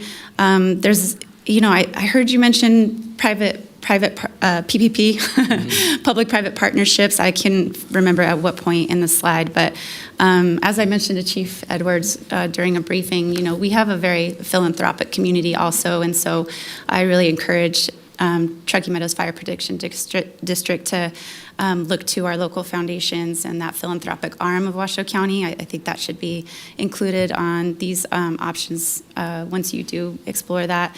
And something, I'm not an expert in special assessment districts, but can special assessment districts pay for the construction of a new fire district? That would be a question I have.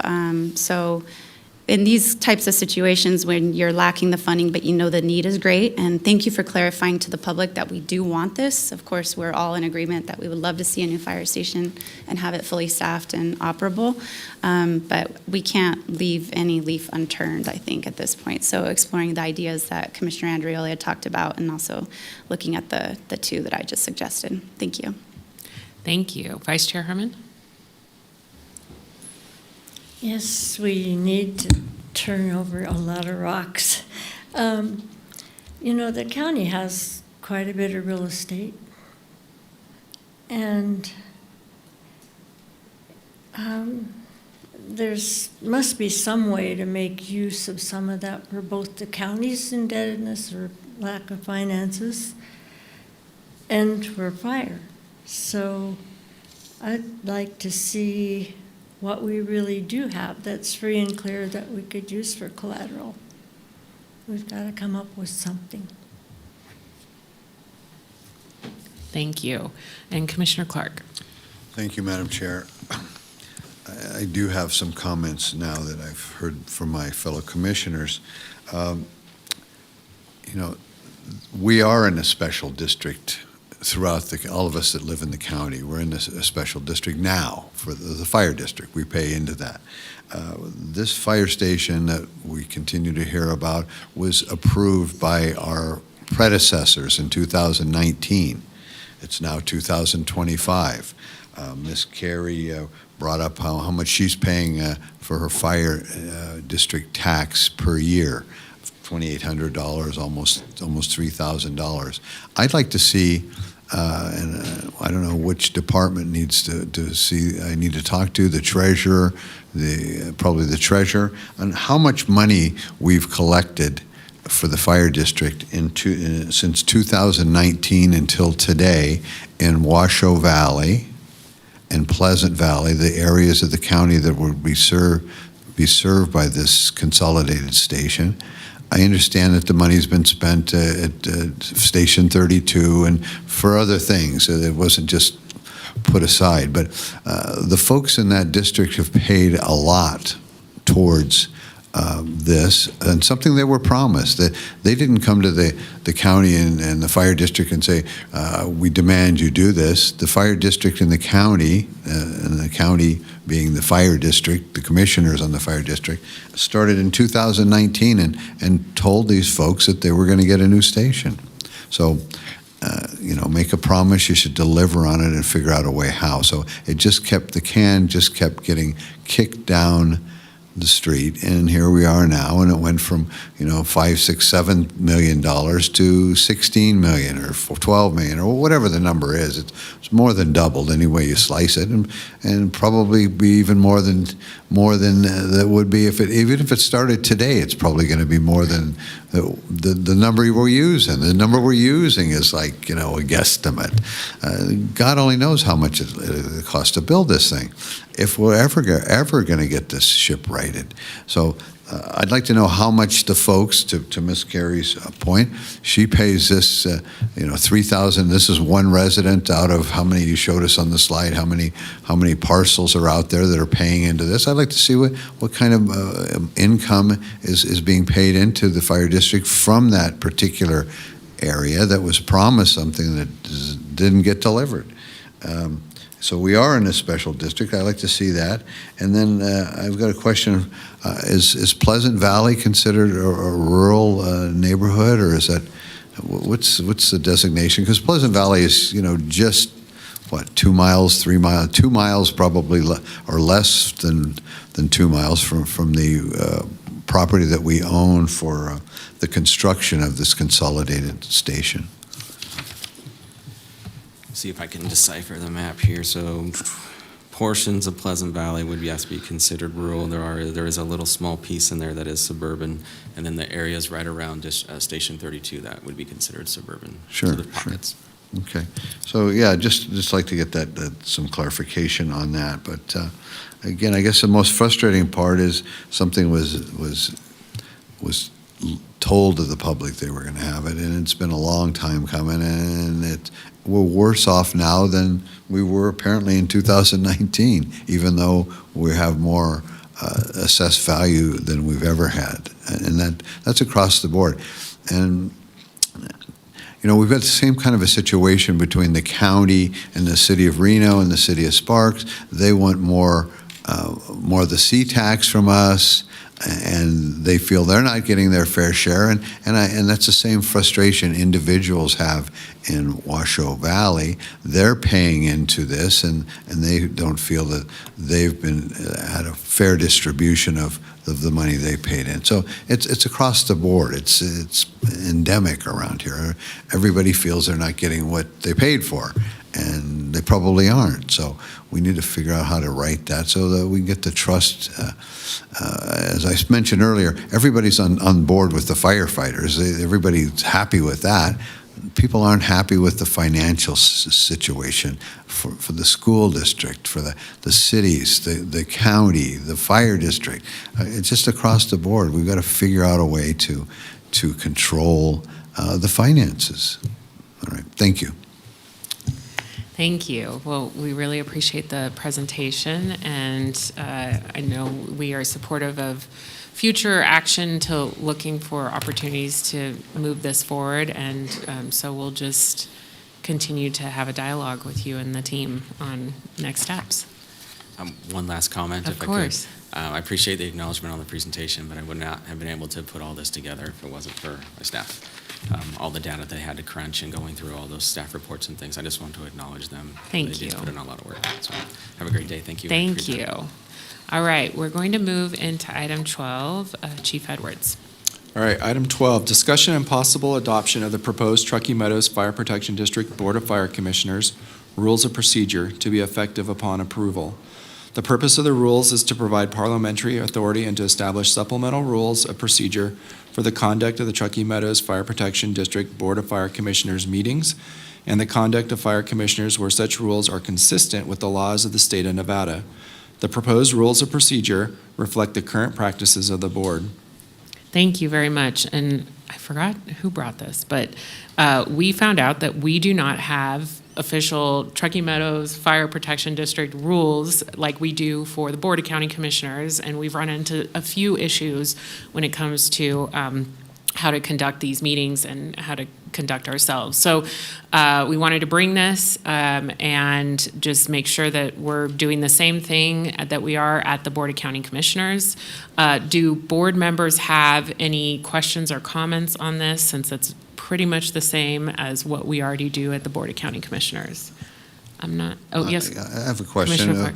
What has brought this to the light of day? What exactly came about that caused us to put this on the agenda? It seemed like we've been cruising along, doing a fairly good job. In fact, I was just thinking this is probably one of the better meetings we've had, even though it's a hot button item about that station. But I think everybody's been very civil and very respectful of each other. And so I want to know what exactly came about that somebody had to quick insert some more conduct, meeting for the conduct of the fire commissioners. What exactly has happened here in the past that the fire commissioners have conducted themselves in a way, other than me leaving one time when I refused to vote on something, but other than that, what might be the catalyst for this? What is the reasoning for this being inserted in this particular agenda?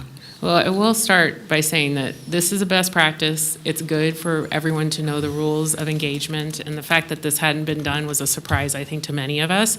But Commissioner Garcia is asked to speak as well. Yeah, to simply answer your question, I was the one that asked for this to come forward. I think it needs to have alignment with what we have at the county, and deliberately breaking quorum was very problematic to me personally, and I don't want to see that happen again. So now we have some rules for conduct for not only the way we conduct our meetings, but how we hold ourselves responsible for the duties to serve our public. All right. With that, any other board comments or questions? I'm not seeing any. Madam Clerk, is there any public comment on this item? We have nobody signed in. Okay. With that, I am looking for a motion on item 12. Madam Chair, I move to approve. Thank you very much, Commissioner Garcia. And I'll second. Thank you, Commissioner Andriola. All those in favor, please say aye. Aye. Any opposed, please say nay. And it's also on your screen.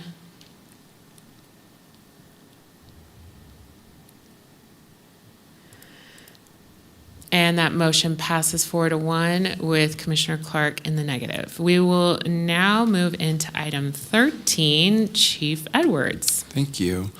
Item 13 is recommendation to retroactively approve a 2-year interlocal contract between Truckee Meadows Fire Protection District and the state of Nevada, acting by and through the Nevada Division of Forestry and the Department of Conservation and Natural Resources, effective July 1st, 2025, in the amount of $233,205 per fiscal year, for a total amount not to exceed $466,410 for the purpose of participating in the Wildland Fire Protection Program, in which the state provides fire incident resources, equipment, and financial assistance in the mitigation of wildland fire incidents.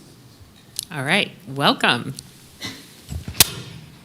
Good afternoon now. For the record, August Eisenhagen, Wildland Division Chief with Truckee Meadows Fire Protection District. This is what we call the WFPP, common terminology. We have roughly a dozen different agreements or levers that we can pull or buttons that we can push in our wildland fire arena to gain resources and needed tools. This is easily in the top 3, if not arguably the most important one to us.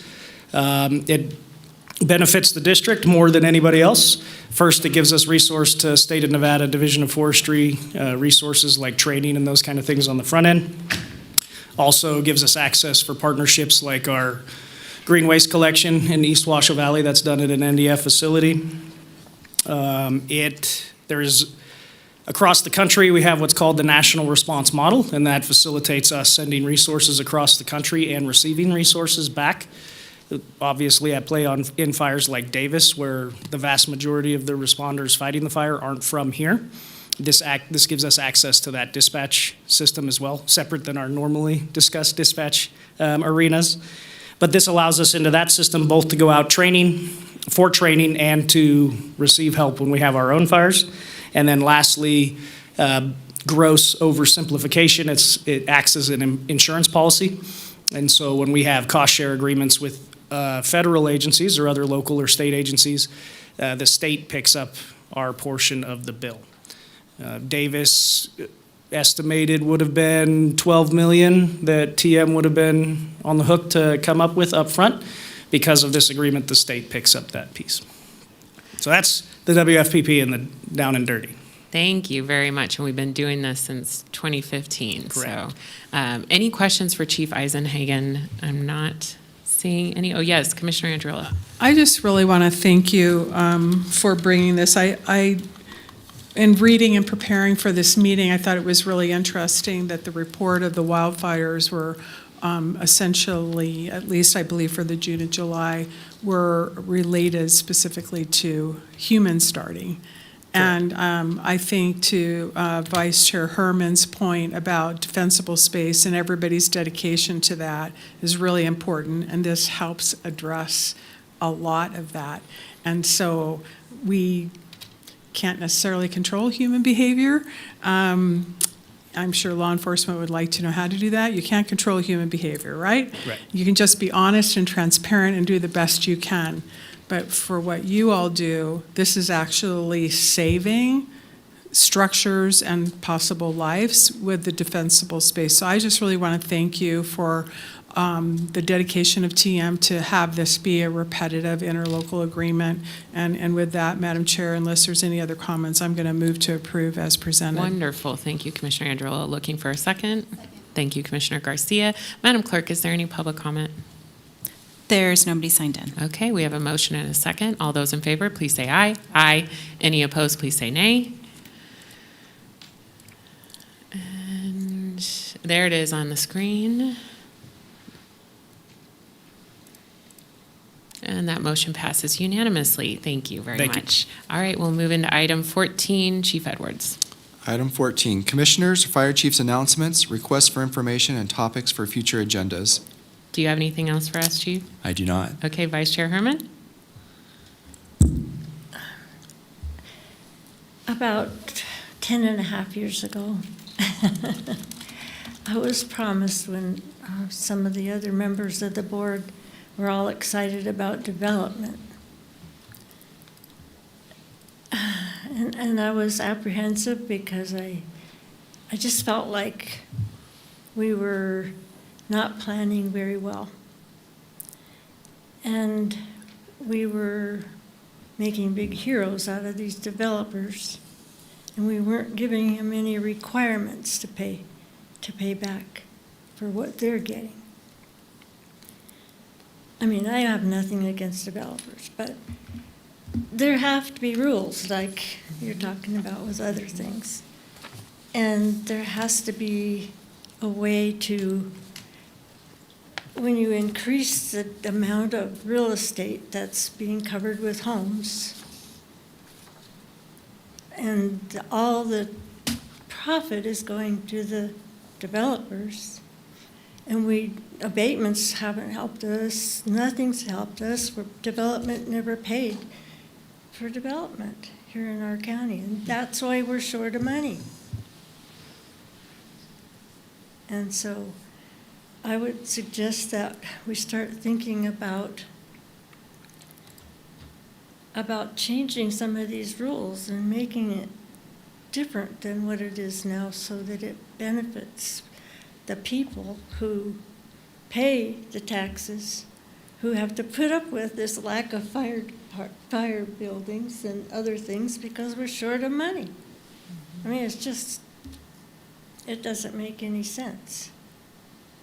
So, and you guys, none of you were here. I voted against this and I voted against that, and I tried to get people to be sensible about it, but it didn't work. I was number one negative, and just some old lady didn't know anything. So anyhow, I just wanted to bring that up because what we're in right now is caused by that. Okay, I'm done. Thank Off you. my soapbox. I hear you. I think that this is a major issue across the state, and so I agree. We need to, and you're on NACO, so hopefully maybe we can bring something forward from the county. So thank you for that, Vice Chair. And absolutely, as board members. Yeah, of course, yes. Commissioner Garcia. Okay, Commissioner Andriola. Commissioner Clark. Okay, with that, we'll move into our final public comment, item 15, Chief Edwards. All right, public comment. Comment heard under this item will be limited to 3 minutes per person and may pertain to matters both on and off the Board of Fire Commissioners' agenda. Comments are to be made to the Board of Fire Commissioners as a whole. Thank you. Madam Clerk. Rick Hoffman.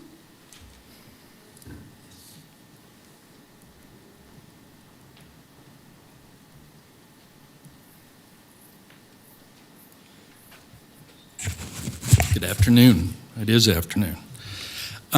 Rick Hoffman. I am a resident of West Washoe Valley and president of the Franktown Estates HOA. Chief, I want to thank you. The last meeting in July when we talked, you were very responsive, and the presentation today was very responsive.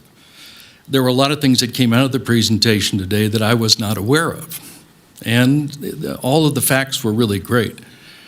Some of the things that I wasn't aware of were the costs associated with using or utilizing the Bellevue station. They're sobering.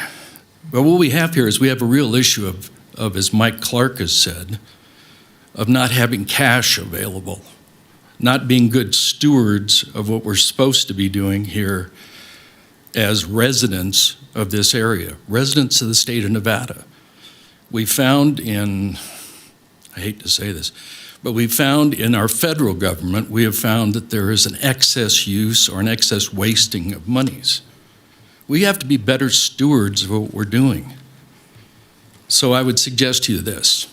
I want to thank the chief for putting together the presentation. I want to thank his staff for doing their job correctly and providing us with what I would call wonderful information. But I would like to challenge you all, as commissioners, be better stewards of what you're supposed to be doing. This all came about because somebody closed a fire station, and they closed it because of bats. And we found out after that that the bats were not the problem, that our inattention to detail was the problem. So if I could suggest anything, be better stewards of your responsibility. And if we can do that, I'm sure we can accomplish all of this. So thank you. Thank you. Cliff Lowe.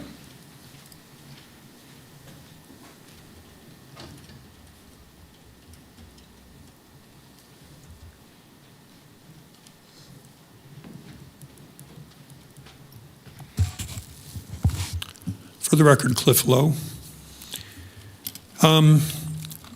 To get this talked about, and it's the topic of the Washoe Valley Consolidated Station and filling the hole that there is, particularly in West Washoe Valley, necessitated a request for an agenda item. I would hope that this comes up for regular discussion as a regular item, not just under the capital, the monthly capital improvements report, but in some other way, because it isn't just necessarily about finding the money to build this big station. There are some other alternatives that have been talked about. So some thoughts in general here, and we'll see how when I run out of time. Commissioner Garcia mentioned a special assessment district. I think that's a question that needs to be answered probably by the district attorney's office. Can a district such as Truckee Meadows Fire Protection District, can it have within it a special assessment district? I don't know the answer to that, obviously. One of the numbers when Deputy Chief Kettering was going through the presentation, he talked, I'm going to misquote here, so I'm not trying to quote, talked about for the actual staffing, $1.9 million for staffing. How many people is that paying? Well, typically a station has 3 people, but they're not there 24/7, 365. There's multiple shifts, as you know, and then there's vacations and stuff. Let's say it's 10 people. Maybe it's more, I don't know. The chief or the deputy chief would know the actual number. But if the total compensation, not just salary costs, is $1.9 million, and if it's for 10 people, I think we can all do the math. That's $190,000 total compensation, including PERS and everything else that goes into vacation, everything that goes into compensation. Seems like a lot of money, and maybe my count is off. I bet you're tired of hearing about bats. Maybe being driven batty about it. So why does this keep coming up? Well, today's meeting, it was talked about the standards of coverage that the commission then agreed upon from 2011, and yet 9 years later, the commission said, we're not going to close either Station 30 or 32 until the consolidated station is built. And then the bats came along. Supposedly that was the reason why that station got shut down. Why doesn't that commitment count at least as much as what was done nine years earlier?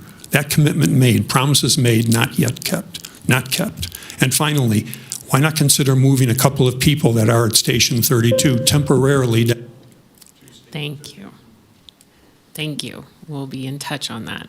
We have nobody else signed in. Okay, thank you, Madam Clerk. Thank you, everyone, for a great meeting. I just want to make a note. We will be opening the public comment for our State of the County meeting in about 15 minutes. So at 12:35, you can come back for that public comment.